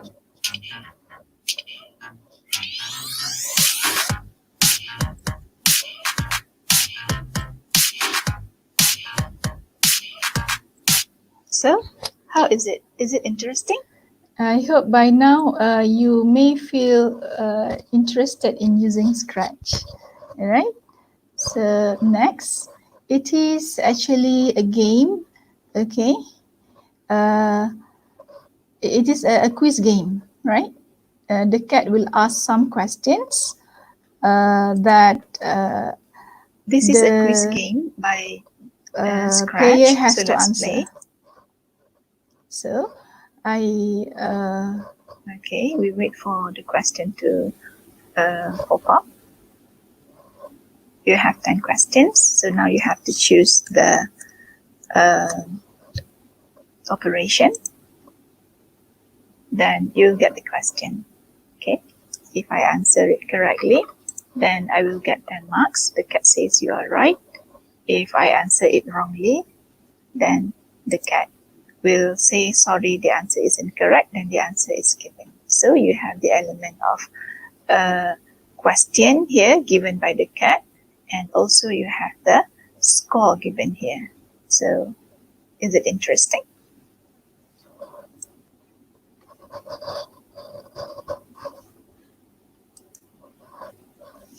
This is a storytelling project by using Scratch. So let's see.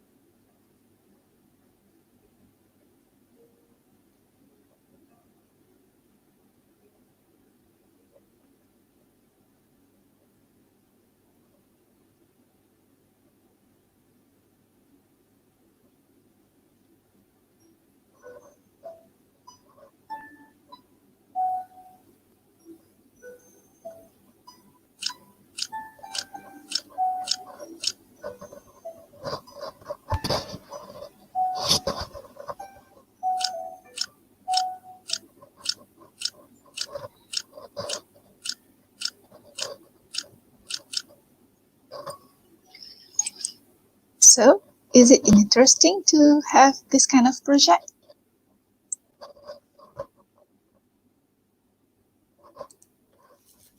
This is my project that I designed by using Scratch.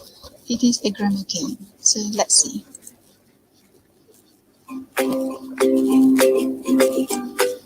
The music is adjustable.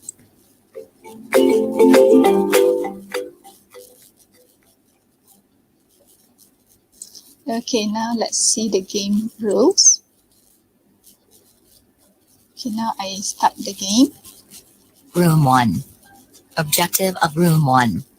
To recognize words that are adjectives.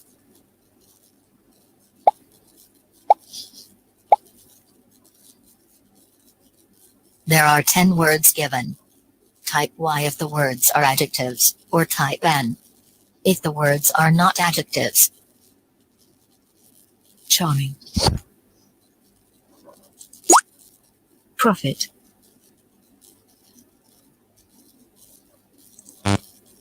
Responsible. Puzzled. Healthily. Friendly. So, do you find it interesting? I hope that you are interested to use Scratch by now. Okay, now I would like to give you some ideas, okay, for you to think of. Maybe some of the ideas are suitable for you, right? Or maybe you are interested in designing some projects based on the given ideas. Okay, so the first one is educational games. Like me, I'm teaching English. So English is quite dry, especially when I teach grammar. So that's why I prepared online grammar games using Scratch. So students will be more interested to learn grammar by using grammar games. I have designed some grammar games by using Scratch. And also I design educational games because I want to save some times in class, because when we teach English, we need to teach 4 skills. So I want to pay attention to other skills, for example, writing and speaking. So if I want to teach listening and grammar, so I will do it by using educational games where I assign my students to play the games outside the class time. So I have more time in class to do to focus on other skills. Another thing is that, for example, if grammar, I also want to know my students' performance, so that by designing educational games with score, I can use the game for assessments. And also students can assess themselves whether they have understood or not by looking at the score that they have obtained when they play the game. The next idea is virtual lab. I think this is for science subjects, right? Virtual lab actually is safer. Doing experiments in the virtual lab is safer than the actual lab, right? The physical lab. So why don't we give them to play in virtual lab first, So when they have understood, certain things, then we bring the students to the actual or the physical lab. Another ideas is interactive story, like I have shown just now in the video. So I think the interactive story will be more interesting than reading text only. So when we have the interactive story, we have the text, we have the pictures moving. If let's say we want to include voice also can, right? The text is being read and the students can learn reading and as well as listening at the same time. We can also prepare comic by using Scratch, and then we also can prepare quiz. Okay, I think Scratch is suitable for all subjects because it is a tool to design gamified projects, right? And then when you use Scratch, you have to pay attention to two elements. The first one is multimedia. So when you use the music, sound, audio, and text and graphic, you must be careful in order to make sure that your project is actually helpful for learning. If you put too many things, maybe learning cannot take place because students cannot focus on the learning elements that you put in the project. And then another important point is gamification elements. Okay, so you can play with gamification elements, okay, to gamify the project. So you can use score, timer, live, batch, immediate feedback, and there are actually many more. So I just suggest the basic elements for you. Okay, I think that's all the presentation. Scratch is actually just a tool, right? So we choose what to develop. We have to choose what to develop. Okay, so I guess that's all. Thank you very much for listening. Okay, once again, thank you to teacher Sharifah for this interesting topic for Scratch. I saw in the comment that there's a few questions for teachers, but no worries, we'll answer that later during our Q&A session. All right. Okay, so thanks teacher Sharifah. Thank you very much. Welcome. Thank you very much. Okay, bye. Okay, so next, since we have learned about the way of learning languages and mathematics, and we have also learned about the programming part. Okay, of course. Next, if we don't know about this alphabet, okay, if we don't recognize ABC, it's hard for us to, go through these three things as well, right? Do you agree with that, right? So next, we actually invited one of the teachers, okay, teacher Farida. Okay, teacher Farida. So teacher Farida is actually from SK Bukit Makota. Okay, Bukit Makota. She has been teaching more than 10 years. Okay, also one of the speakers. Okay, one of the speakers on teaching kaedah membaca dan 6 teknik mengenal huruf. Okay, so you need to know the technique to recognize this alphabet. If you don't know the alphabet, I throw you anything also no use. Right? Do you agree with that? Okay, she has been also joining a few competition and get the gold medal. Okay, peringkat emas dalam Carnival Creativity and Inovasi PDBC peringkat kebangsaan. Right? She been to Terengganu, okay, a few, and then also to Sabah, okay, for another peringkat kebangsaan national level competition. Right? So today she will be teaching something about how to recognize, okay, the alphabet. Okay, so Select a bijat, all right? So let me play some video for you so you can roughly get an idea, okay, what is that about, okay, what's the technique that you're using, what's the game look like, okay, so that this you know how to implement in your school later, all right? So let me show the video and then I'll bring the speaker up for you, all right?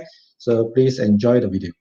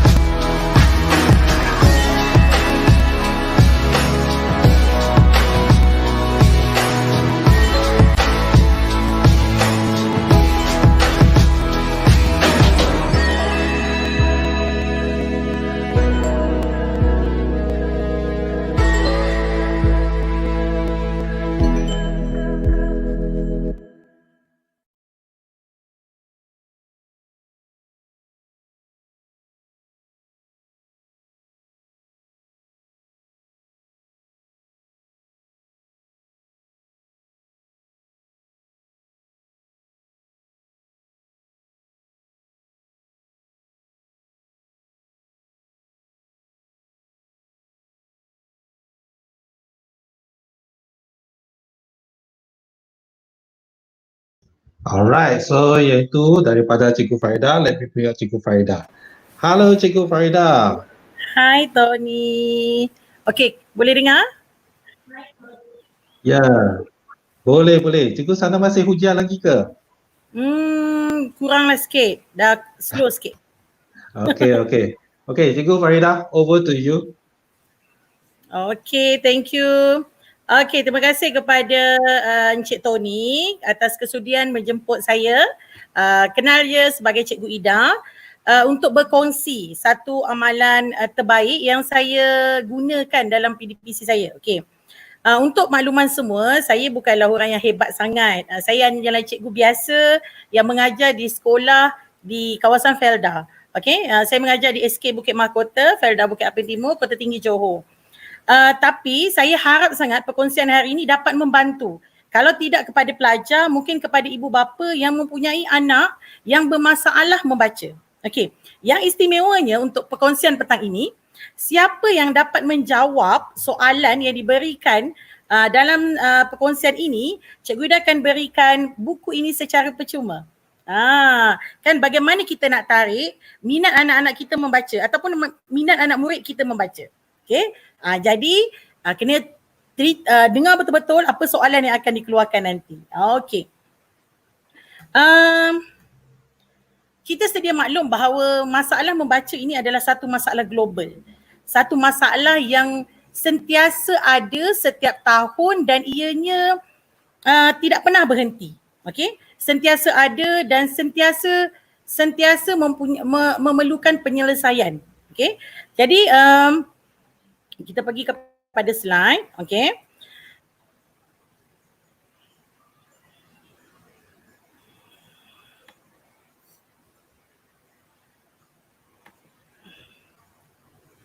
Okay.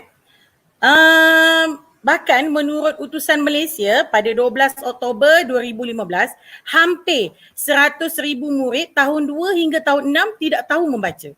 Bayangkan 100,000 pelajar. Okey, selain itu Sinar Harian juga pada tarikh 30 Mac 2018 menyatakan bahawa 44% daripada 8,256 murid tahun 1 di Kuantan tak kenal huruf dan tidak boleh membaca yang membabitkan seramai 3,677 orang. Bayangkan 3,677 itu bukannya satu jumlah yang sikit. Malahan mengikut bernama 12 November 2018 berdasarkan perangkaan Bank Dunia, kadar cilik huruf penduduk di Malaysia ada pada tahun 2018 melibatkan 15 tahun ke atas hanya 94.85%. Mana yang lebihnya?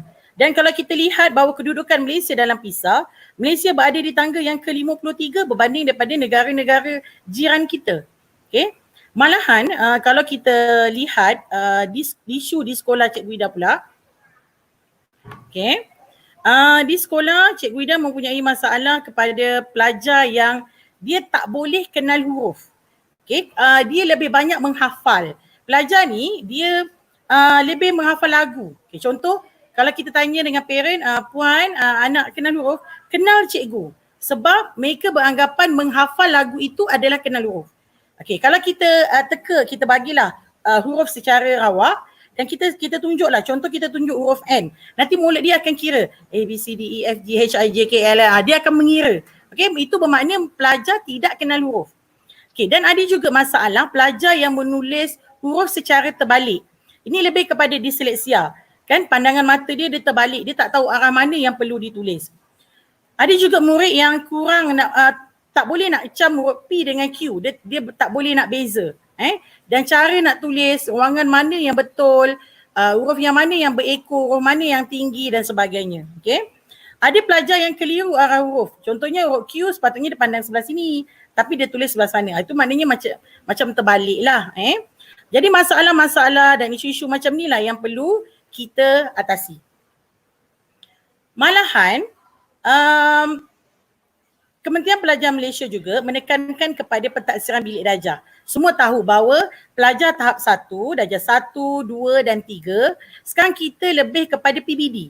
Biasa kita dengar PBD. Anak dapat TP berapa? TP 1 ke 1 hingga 6 kan? Jadi tahap 1 dia kerajaan Kementerian Pendidikan Malaysia dia menekankan pada 5 aspek. Yang pertama ialah kemahiran membaca. Bayangkan, penekanan yang pertama, penumpuan pembelajaran yang pertama ialah kemahiran membaca. Jadi bagaimana kita nak atasi pelajar tahun 1 sampai tahun 3 sebelum dia naik ke tahap 2, dia boleh membaca. Macam mana dia nak boleh membaca jika dia tak kenal huruf? Okey. Dan kedua ialah kemahiran menulis. Ketiga, kemahiran mengira. Keempat, menakul. Dan kelima ialah mengamalkan nilai-nilai dan rutin-rutin harian. Okey. Pentaksiran bilik darjah ni boleh berlaku dalam 5 aktiviti ataupun lebih, terpulang pada kreativiti cikgu. Dan salah satunya ialah kuis, permainan, main peranan, bercerita dan projek mudah. Jadi, inovasi celik abjad yang cikgu dah cipta ni, okay, yang ada 4 kad seperti yang ditunjukkan ni. Kalau Mr. Tony boleh tunjukkan, okay, ada 4 kad di hadapan ni. Kad ini adalah menjurus kepada pentaksiran melalui permainan. Okay, permainan. Kita ada 4 kad. Kita boleh main kad ni, kiranya kita taklah chalk and talk. Kita cakap dengan pelajar guna papan putih, tapi kita menggunakan kad untuk dia belajar kenal huruf. Okay. Sangat mudah, sangat seronok, dan kalaulah cikgu tu tak ada, kita juga boleh sediakan kad-kad ni di kantin ke selepas PKP lah. Sekarang PKP tak boleh kan pelajar ke kantin. Jadi pelajar ni pun dia boleh main sendiri kad ni. Okay. Inovasi ini memberi penekanan kepada 3 gaya pembelajaran. Okay. Ada 3 gaya pembelajaran murid. Dan yang paling bagusnya dekat setiap kad ni dia ada QR code. QR code. Contoh dekat sini, QR code yang pertama dia akan pergi kepada lagu. Okay, cikgu dah bagi contoh. Okay, ni huruf N kan? Ni huruf N. Okay, bagaimana dia bagi lagu? Gaya pembelajaran tadi kan? Macam mana kad ni menekankan kepada 3 gaya pembelajaran. Kenapa kadang-kadang kita rasa cikgu anak saya tak fokus. Anak saya tak faham apa cikgu ajar. Anak saya tak dapat. Kenapa kita pun sebagai cikgu kita fikir, kenapa murid aku tak dapat? Sebenarnya kita tak tahu gaya pembelajaran kanak-kanak tu. Sebab anak-anak ni dia ada gaya pembelajaran dia tersendiri. Contoh kita. Mungkin kita masa kita belajar dulu ada orang dia suka dengar radio sambil baca buku. Ada orang dia tak boleh dengar bunyi bising langsung. Dia kena fokus saja. Itu terpulang pada gaya pembelajaran masing-masing. Begitu juga dengan anak-anak kita. Kadang-kadang kita rasa kenapa anak saya yang pertama cikgu, senang je cikgu. 4 tahun, 5 tahun dah boleh baca. Tapi anak saya yang ni saya tak tahu kenapa. Saya dah guna macam mana, saya dah garang, saya dah guna apa-apa tapi dia tak boleh baca. Kalau dia duduk cikgu, saya suruh dia duduk pandang kad ni, pandang buku ni, nanti dia goyang-goyang ni, sebenarnya kita tak tahu bahawa anak-anak ni ada gaya pembelajaran dia tersendiri. Okay. Jadi kad ni dia ada 4 gaya pembelajaran. Contoh, bila kita QR codekan gaya yang pertama, okay, QR code dekat sini, dia akan keluar lagu. Okay. Ayuh kenal huruf N tiang pendek ekor kuda. Ayuh kenal huruf N tiang pendek ekor kuda. Ayuh kenal huruf N lidah ke atas N. Okey, nampak? Jadi masa ni pelajar yang bermasalah speech delay, autism, pelat, kita boleh atasi.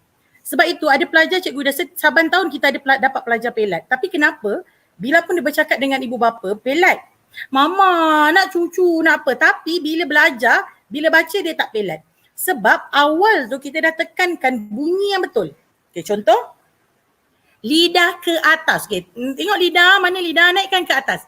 Lidah ke atas N. So budak pelat dia boleh naikkan lidah ke atas dan dia akan sebut dengan betul. Manakala budak diseleksia, dia akan tulis terbalik. Kan? Kadang dia tulis macam ni sebab dia tak tahu. Jadi bila kita nyanyi, ayuh kenal huruf N tiang pendek. Kena buat tiang pendek dulu. Ekor kuda. So tak akan berlakulah masalah pelajar terbalik tulis. Okay? Dan bila kita tekan kad yang keempat, yang keempat ni pun dah ada, semua kad ada QR code. Okey, kad yang keempat ni untuk pelajar visual. Okey, macam mana? Sebab pelajar visual ni dia sukakan kena nampak gambar. Okey, kita akan cakap okey. N untuk naga. N untuk naga. Okey. N untuk naga. Bila kita tulis N, okey.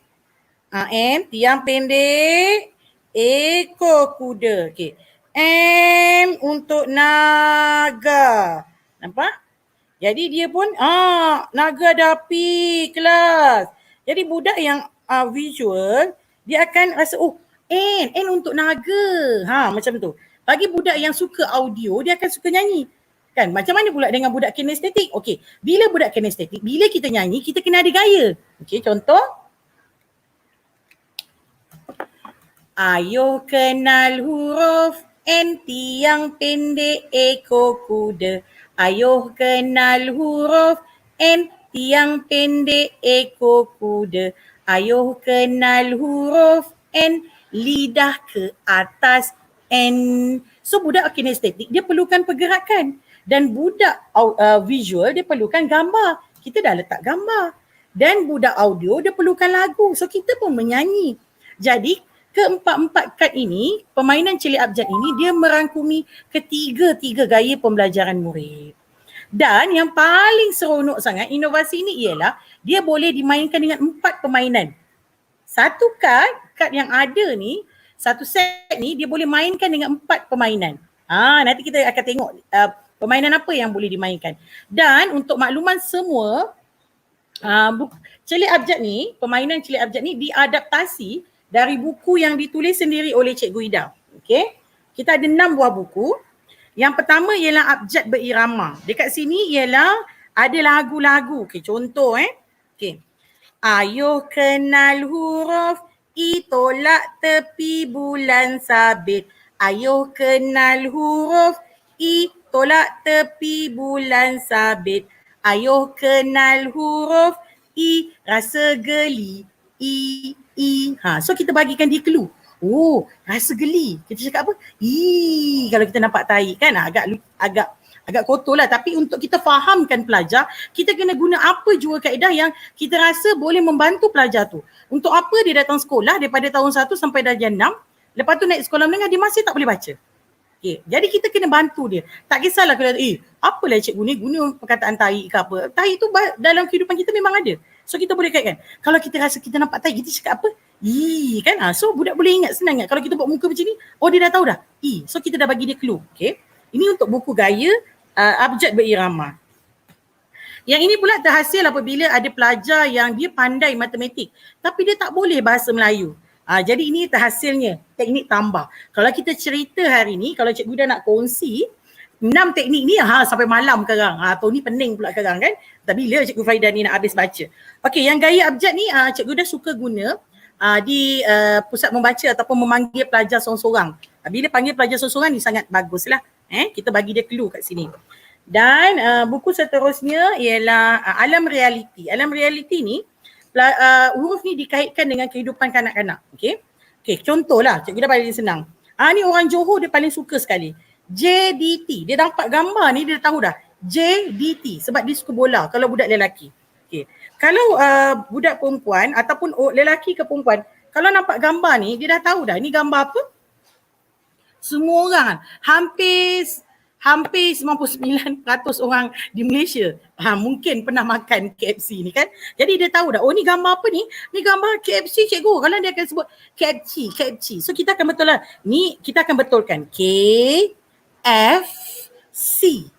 Jadi ini yang dekat dengan dia. Dekat yang benda-benda yang dekat dengan pelajar lah. Ada PJ, ada UTC yang dia biasa pergi, ada DIY, ada RZ. Ni huruf-huruf yang terhasil daripada alam di sebelah kanak-kanak. Okey. Manakala teknik seterusnya ialah sahabat fantasi. Kalau anak kita baru 3 tahun, 2 tahun, kita nak kenalkan dengan huruf, kita bagi dia buku ni, Sahabat Fantasi. Sebab Sahabat Fantasi ni dia pada kartun-kartun yang dia kenal. Dia suka kartun kan? Jadi dia kenal huruf melalui kartun-kartun yang ada. Okey. Dan yang ini adalah cerita si buntat dan si buncit. bagaimana si buntat dan si buncit itu mengajar sahabat dia membaca, mengenal huruf melalui teknik bercerita. Ini teknik bercerita, budak audio. Biasanya kita akan guna Kamishibai punya frame lah. Okey, ni kita tak boleh cerita lah. Sebab daripada ni lah 6 buah buku ini terhasil lah kad celik abjad. Okey.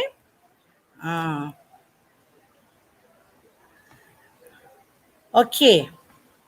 Soalan Cikgu Ida. Sedia. Okey.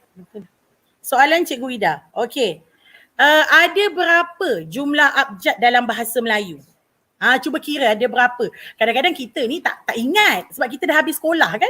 Ada berapa? Okay. Siapa yang dapat menjawab dengan betul dia akan menerima hadiah buku 60 tips mengenal huruf, menarik minat belajar membaca.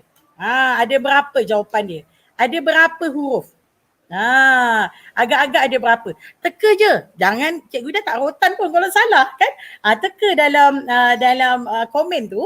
Nanti kami akan pilih pemenang dan kami akan post. Bukan senang tau. Hasil tangan dan cikgu dah akan sign. Wah, macam artis gitu kan. Sebenarnya untuk audien, untuk pengenalan kita hari ni lah. Jadi siapa yang boleh jawab ada berapa jumlah abjad dalam bahasa Melayu. Ada yang jawab 27. Oh, kita ada pemenang. Pemenang yang pertama ialah cepatnya Raini Basri 26. Yeay, bagi tepukan. Okey. Okey, nanti cikgu maaf kalau cikgu dah salah sebut Yaini Basri akan menerima buku ni. Yang lain jangan risau. Kita ada beberapa soalan lagi. Jadi nantikan, jangan live daripada YouTube ni, okey? Okey, Bandai ada 26. Banyak tak? Cuba bayangkan 26 huruf anak-anak nak kenal dalam tempoh masa yang sekejap. Memang tak boleh. Kadang-kadang dia terbalik pula kan? Jadi bayangkan 26 tu bukan jumlah yang sikit dan 26 tu bukan nyanyi je boleh kenal. Tak. Okay, jadi melalui permainan ni celik abjad insya-Allah dia boleh membantu anak-anak ni mengenal huruf. Okey. Lepas kenal huruf kita baru pergi ke teknik kaedah membaca pula kan. Step by step sebab membaca ini adalah satu proses dari pada mudah kepada susah dan seterusnya sampai dia boleh bina ayat. Okey. Apa kebaikan celik abjad ni? Pertama untuk guru dia memudahkan proses PDCPC. Sebab bila kita nyanyi ini adalah pengalaman cikgu Ida sendiri dan bahkan kami dah sharing tentang celik abjad ni ataupun 6 teknik ni kepada ramai guru dan kita dah guna dekat pelajar dan untungnya dah pernah keluar dalam majalah wanita dia boleh kenal huruf dalam tempoh masa 7 hari. Macam mana tu? Dia kena PM cikgu Ida tu nak belajar kan. 7 hari anak boleh kenal huruf. Jadi dia memudahkan proses guru. Jika tak perempuan ataupun sahabat-sahabat di alam maya ni buka buku teks tahun 1. PBD tahun 1 1.1.1 ialah murid dia kena sebut huruf tu. Bayangkanlah dia baru naik 3 minggu ada transisi, lepas tu dia dah masuk PDPC sedangkan kenal huruf tu dalam prosesnya adalah biasanya seminggu 2-3 hari je. Sedangkan huruf tu banyak 26. Percaya tak? Mungkin ada orang yang dalam ni akan kata, ya ke cikgu, budak ada yang naik darjah 1 tak kenal huruf? Ya. Pelat, tak kenal huruf, tak boleh pegang pensel, okey? Okey. Kepada murid pula, dia dapat belajar dengan suasana yang menyeronokkan. Okey, siapa yang nak tengok cara-cara cikgu dah ngajar dalam kelas, boleh pergi ke Facebook Farida Saleh. YouTube Farida Saleh pun ada. YouTube Cikgu Ida. Kalau Facebook Farida Saleh. Cikgu Ida kadang-kadang ada share budak-budak tengah nyanyi yang Cikgu Ida ajar insya-Allah Dan pada ibu bapa dia boleh jadi alat permainan. Mengisi masa lapang, mengeratkan hubungan antara parents dengan anak. Main dekat rumah. Sebab dia boleh main 4 jenis permainan. Kepada negara kita dah tentulah dia akan mengurangkan kadar buta huruf dan seterusnya dapat meningkatkan ekonomi negara. Kan? Okey, ni cara permainan. Okey, kad ni pertama sekali dia boleh main keluarga bahagia celik abjad. Pernah main tak masa kecil-kecil? Main Happy Family. Okey, Happy Family kita kena kumpul 4 kad kan? Kita kena kumpul 4 kad. Sama jugalah dengan celik abjad, dia kena kumpul 4 kad. Tapi bila dia nak kumpul ni, kita ajar dia bercakap dengan beradab sopan.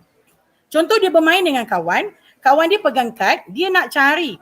Dia katalah dia ada 3 je kad huruf N ni. Dekat sini nampak kelebihan. Dia belajar kenal huruf N besar. Dia tahu cara nak sebut huruf N tu lidah ke atas N. Dan dia tahu N tu untuk apa? Untuk naga. Okay. Jadi dekat sini, katalah huruf N yang kecil ni pada kawan dia yang lagi satu. Dia tak tahu pada siapa. Dia nak kumpul untuk dapat happy family N. Jadi dia kena minta dengan kawan. Jadi cara dia nak minta, contohlah saya main dengan Tony lah. Kata Tony ada kat depan saya ni kan. Okay, Tony, saya nak minta huruf N kecil, ada tak? Kalau dia tak kenal, dia boleh tunjuk dekat kad yang ada di atas meja dia. Okay. Kalau dia tak kenal lagi huruf N, saya nak huruf ni. Dia boleh tunjuk pada kad tu. Okay, jadi kalau tak ada, Tony akan jawab, minta maaf, saya tak ada huruf N. Kalau ada, Tony kena bagi pada dia. Nah, ni huruf N. Dan dia yang menerima tu kena cakap, terima kasih. Dan Tony akan jawab sama. Nampak tak? Dalam permainan ni, kita menerapkan nilai murni pada dia. Dan kedua ialah main tepuk-tepuk celik abjad ni ialah permainan yang dia main sama-sama, dia tepuk, kemudian dia akan jatuh, dia macam tepuk kad gitu. Kan? Ingat-ingat lupa pula dia susun dan dia meshkan, dia buka, yang sini dia buka, dapat tak jumpa yang sama. Dan pening-pening lalat pula, dia last kali siapa yang pegang kad orang pening dia kalah. Sangat seronok. Dia boleh main 4. Dan yang paling memudahkan ialah anak-anak kita takkan ajar dia kenal main untuk semua 26 huruf. Mana boleh kan? Kita tahu kapasiti kanak-kanak sekarang. Tapi kita akan ajar, kita akan main ikut tahap. Pertama ialah kita akan main tahap huruf vokal dulu. Lepas dia dah kenal, okey kita main pula huruf tinggi. Dah kenal huruf berekor. Dah kenal barulah huruf yang rendah. Okey. Apa tu huruf tu? Adalah soalan dia pula lepas ni kan? Okey. Berikan Cikgu Ida 3 gaya belajar. Kan senang aja soalan ni. 3 gaya belajar. Juga akan menerima hadiah buku 60 tips menarik minat anak membaca.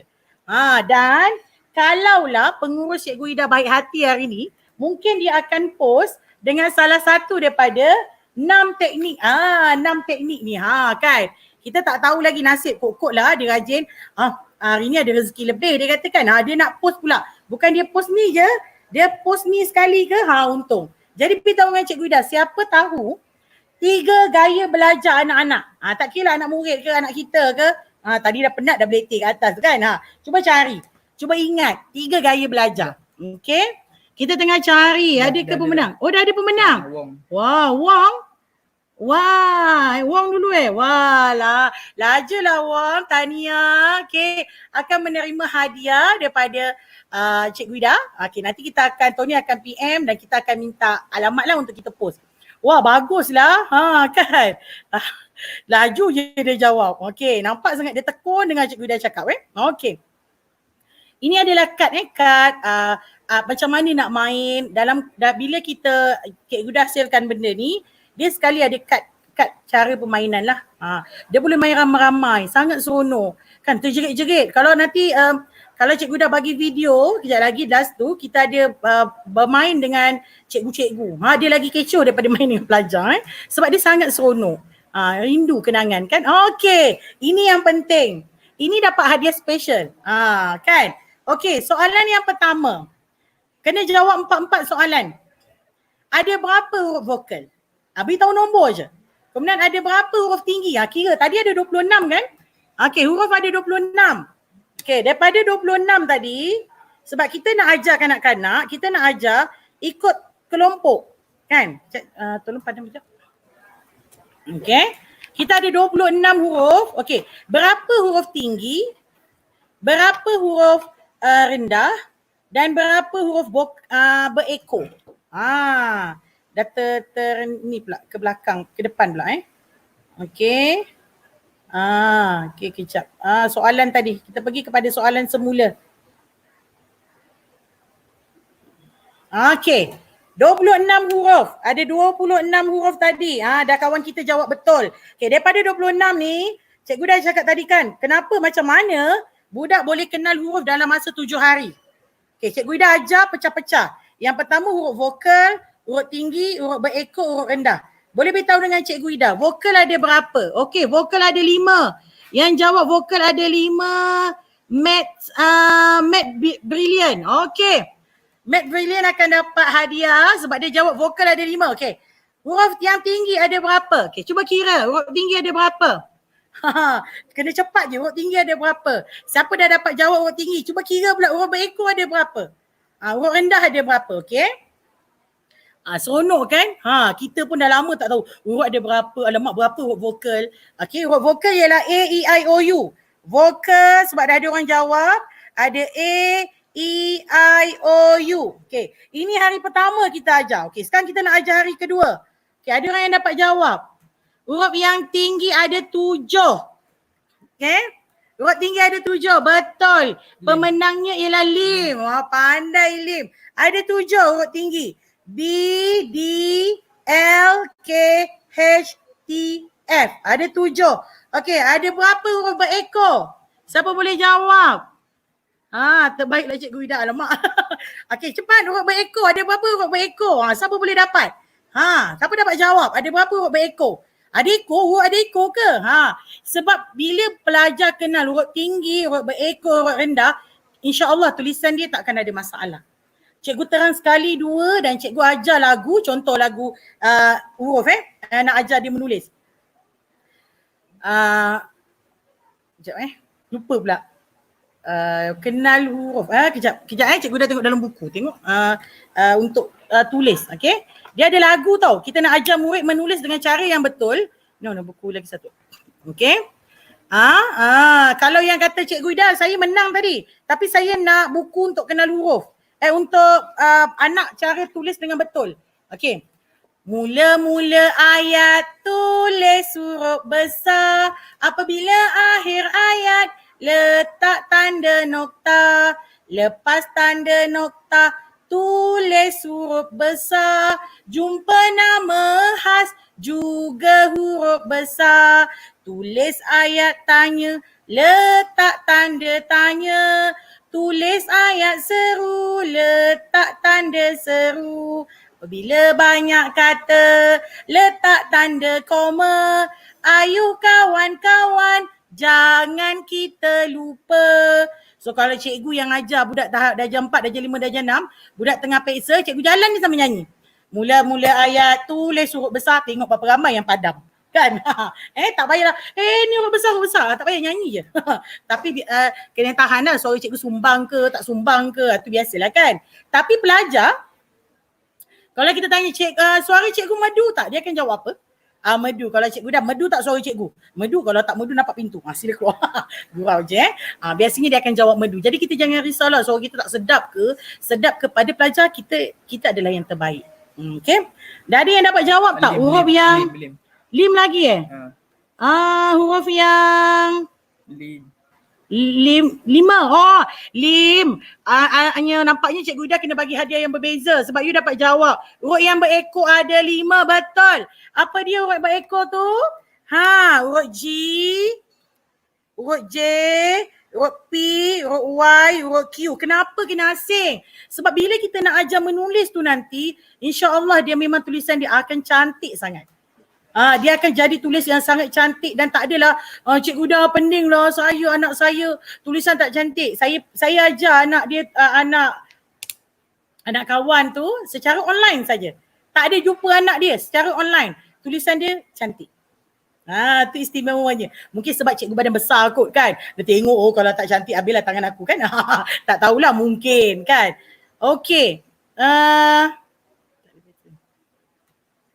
Okey, kemudian ada berapa huruf yang rendah?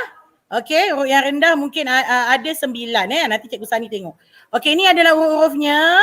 Okey, huruf vokal. Okey, huruf tinggi. Huruf berekor. Okey, Cikgu dah laju sikit sebab dia tak ada apa-apa sangat. Okey, sebab kita dah cakap tadi huruf yang rendah. Okey, ada tak orang jawab huruf rendah ada berapa? Okey, huruf rendah ada banyak Okey. Okey, ini yang lagu tadi kita nyanyi kan. Ayuh kenal huruf N tiang pendek ekor kuda. Ayuh kenal huruf N tiang pendek ekor kuda. Ayuh kenal huruf N, lidah ke atas N. Ini macam mana lagu huruf M? Dia ada semua lagu. Okay, ini antara contoh lah. Jadi kita boleh, nanti kita akan sharing lagi lah, insyaAllah.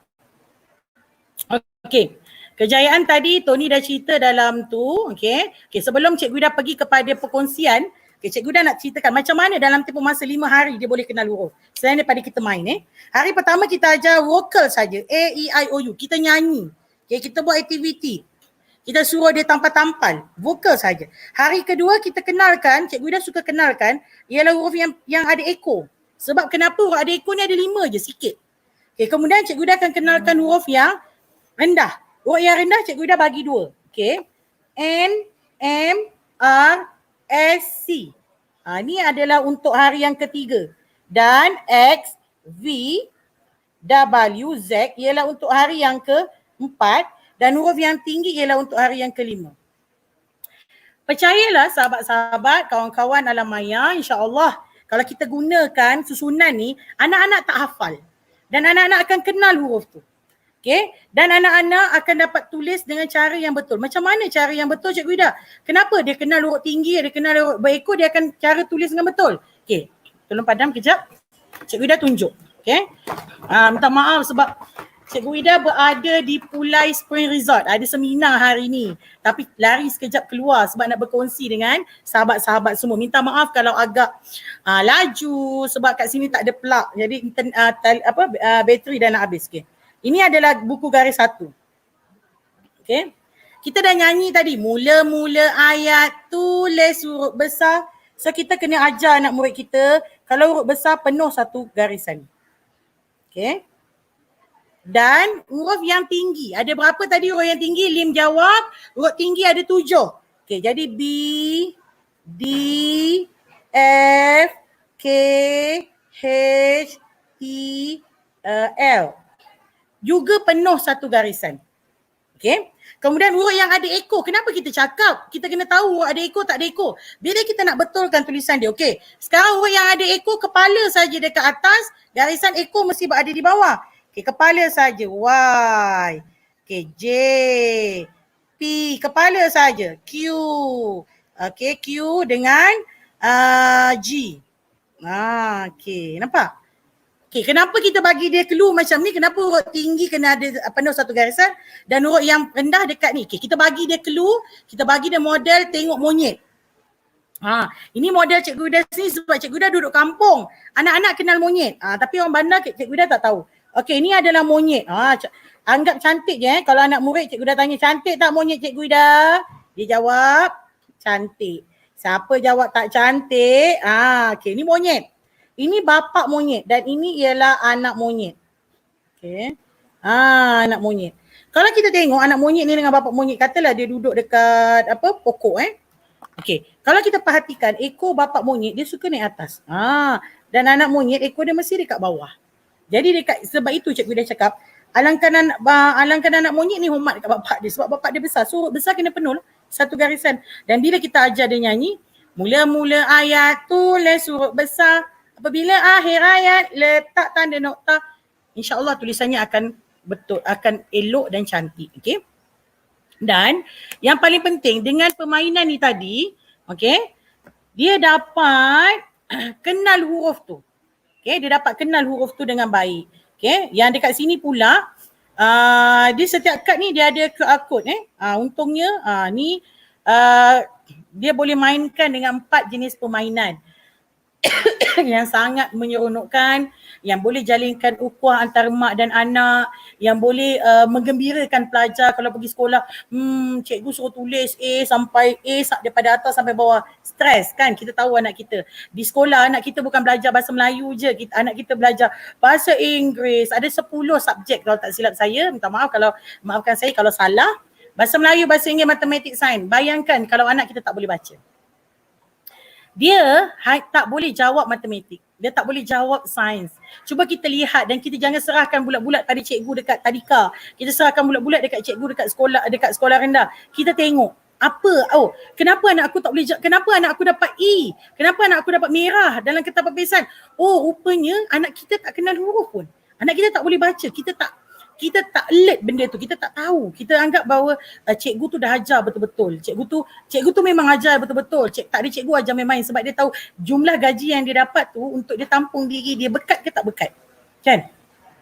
Maaf cikgu dah memang masuk sikit bab agama sebab mungkin ada cikgu Melayu yang ada dekat sini. So kita kena tahu keberkatan duit yang kita dapat. Jadi kita akan mengajar betul-betul tapi dalam ramai-ramai dalam tempoh masa 1 jam belum tentu lagi semua budak akan dapat. Kan? Jadi kita bantu cikgu dekat rumah, kita bantu cikgu kat sekolah tu dengan di rumah. Okey betul 9. Ada dah jawapan dia? Ada Math Brilliant. Math Brilliant jawab. Huruf yang rendah ada 9. Betul, okey. Mat dah 2 kali. Jadi nanti Cikgu Ida tak bagi buku ni lah Cikgu Ida mungkin bagi buku ni dan buku satu lagi. Ataupun kalau nak set ni, ambil dia punya alat. Keluarkan alat dia tu. Set ni pula istimewanya untuk bantu anak yang tulis dengan cara yang anak tak boleh pegang pensel. Untungnya hari ni siapa yang share, siapa yang tengok hari ni, dia dapat tahu semua. Tak tahulah kenapa nak share semua. Sebab rasa macam terpanggil, okey. Benda ni ada di kedai RM2. Sangat murah. Satu kotak baru RM2.15. Cikgu RM2.6 ke? Cikgu dah tak ada share dengan EcoSafe Eco. Jadi nak ajar anak tulis huruf. Tulisan yang cantik, kalau anak tak boleh pegang pensel, lekatkan dekat macam ni. Okey. Ni sepit letak kat sini. Kemudian suruh dia tutupkan jari 2 ni. Okey, kemudian jari yang tengah suruh dia letak dekat sini.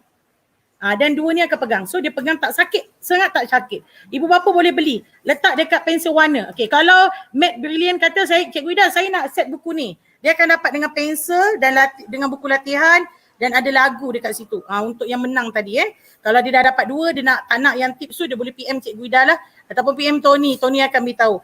Ini adalah cara untuk kita bantu anak tak boleh pegang pensel. Okey. Cikgu Ida, itu saja perkongsian yang boleh Cikgu Ida berikan. Tapi sebelum tu di hujung nanti Tony akan mainkan video Cikgu Ida sharing perkongsian Cikgu Ida dengan orang-orang peserta-peserta, guru-guru, ibu bapa tentang cara bagaimana nak bantu anak mereka yang tak boleh membaca dan mengenal huruf. Kalau lepas ni ada yang berminat nak belajar cara macam mana nak ajar anak murid membaca. Cikgu Ida okey, kenal huruf saya dah faham. Okey, saya nak ajar macam mana saya nak ajar anak saya boleh baca. Okey, dia ada teknik. Dan kami di Kasih Learning Center, sebuah pusat membaca juga ada di seluruh Malaysia, ada 10 cawangan di Malaysia dan kami juga ada buat online. Kami ada pelajar dari Brunei, daripada Indonesia. Okey, tak mampu nak masuk kelas tak apa, boleh PM Cikgu Ida. Cikgu Ida bagi nombor telefon tu, bukan senang. Okey, Cikgu Ida bagi nombor telefon. Ramai yang tanya, Cikgu, macam mana nak ajar anak saya kenal ayat majmuk, ayat mudah. Ayat majmuk, ayat mudah. Cikgu Ida ada lagu. Okey, Cikgu, macam mana anak saya dia tak faham kata tanya ni. Dia jawab dia tak faham penggunaan kata tanya. So Cikgu Ida ada lagu. Ada lagu yang Cikgu Ida cipta untuk membantu anak-anak murid Cikgu Ida yang tak boleh kuasai tata bahasa. Okey. Minta Mr. Tony untuk sharingkan video video yang terakhir perkongsian Cikgu Ida dengan rakan-rakan, dan jika ada soalan, jika ada masalah boleh terus kepada Cikgu Ida. InsyaAllah Cikgu Ida boleh bantu, kita sama-sama bantu untuk membantu pertama anak kita sendiri. Kemudian anak jiran kita, anak murid kita, kan, kemudian negara kita lah. Takkan kita nak lihat pelajar kita tak boleh membaca. Sebab tadi berbual dengan kawan dekat dalam bilik seminar tu, dia kata ada pelajar dekat tempat dia tak boleh baca. Bayangkan di mana mereka nak bekerja. Ini tugas kita, okay, kita boleh lihat video.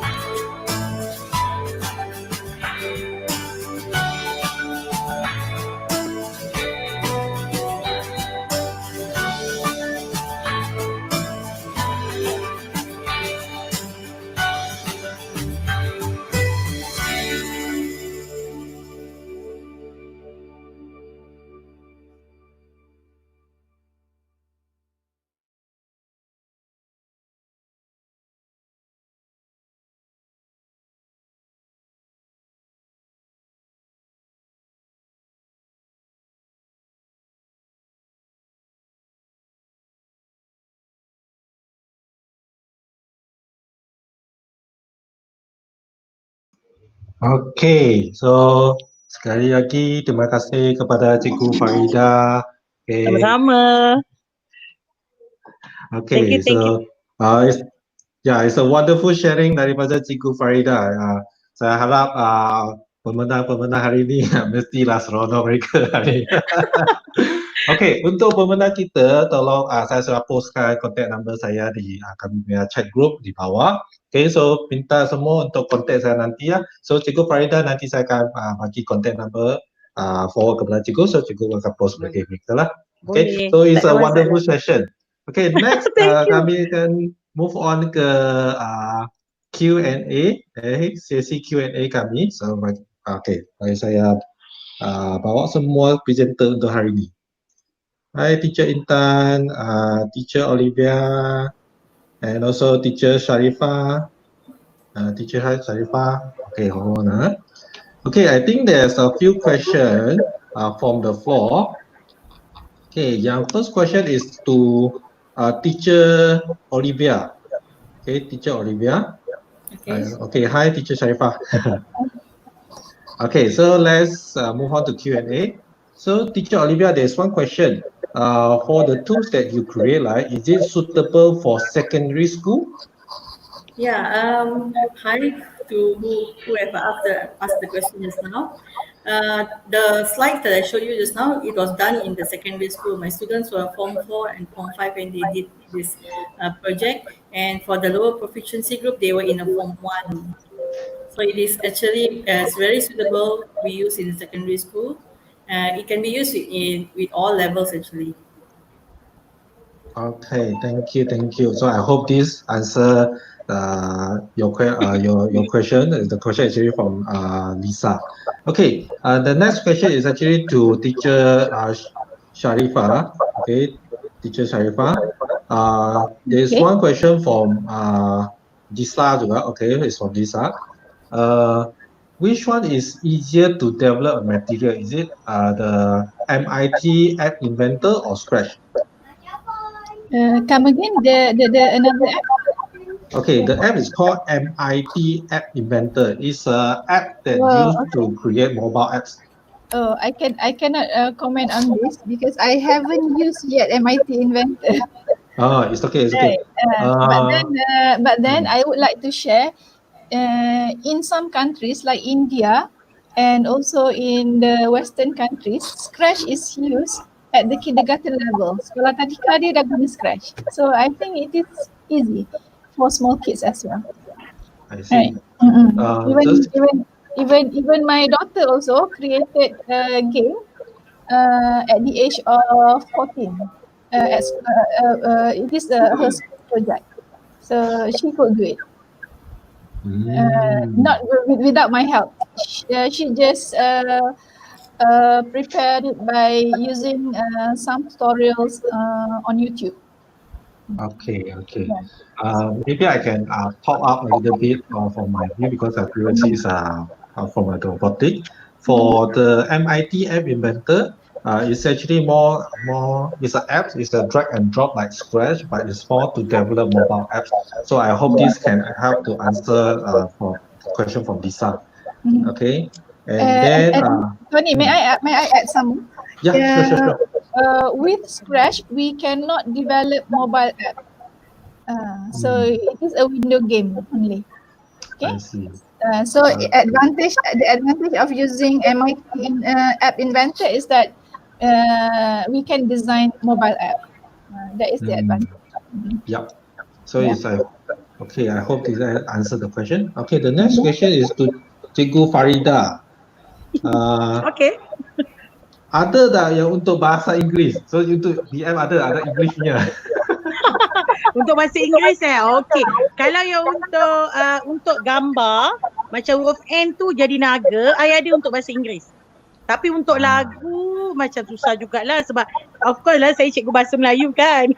Tapi kalau untuk lukis macam saya kata tadi N kan, N untuk naga, tapi dalam bahasa Inggeris saya ada daripada A sampai Z. Sebab budak visual kan, dia suka gambar, insya-Allah ada. Dan insya-Allah saya boleh sharing lah. Okay, thank you. Saya harap ni jawab the question from Wong. Okay, soalan yang seterusnya, this one is to teacher Sarifah also. The Scratch, can it uploaded into our Google Classroom or not? Can. If we design any project using Scratch, so we can embed the link at any online platforms. For example, WhatsApp, Telegram channel, Google Classroom, or any platform, online platform. It can be done. Okay. So I hope Teacher City can, explore more on Scratch after this. So it actually can put into Google Classroom. Okay, there's one last question from Teacher City. Okay, how do we record the score for the student for the Scratch? Actually, we cannot record the score. The students can see their score, right? It is not like other games where you have the analytics. We don't have the analytics for Scratch games. Okay, so As I far hope as this. I know, as far as I know, we don't have. Yep. Maybe teacher City is asking the variable. I mean the variable you create for score. Okay. Maybe is that one. So I hope I think this is what for the teacher City is asking. So teacher City, I hope this answer you. The score is actually a variable, if not mistaken from you, what you asked. The score actually, Tony, may I add something? Yep. The score actually, you have to, if you want to design score, you have to use the correct blocks, so that when the student answer something, so you have to put instruction whether the answer is correct or wrong. And then if the answer is correct, then the score is 1. That one is an instruction, can be done using Scratch. Okay. Okay, thank you, teacher Sharifah. Okay, let's see. I think there's no more questions so far. Okay, so for everyone who joined us today, we actually will give you the certificate. All right. So please go to this link and fill in your information, your attendance, and then we will actually send you the certificate later on. Okay. So for those who join us live, please go to this link. Okay, bit.ly. Okay, bit.ly/web certpg. All right. So just go to this link and we will send you the certificate within 14 days. Okay.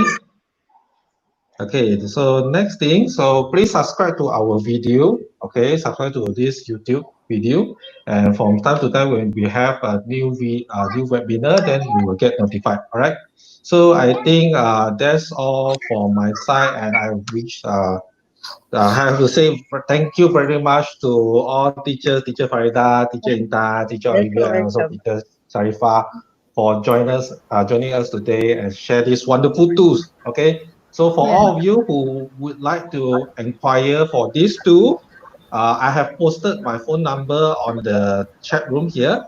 Just get in touch with me. I will link you up to this teacher. All right. Okay. So that's all from our side. So thank you very much, teacher. Okay, Thank you bye. very much. Welcome. Thanks, Bye. everyone. Bye-bye. Bye.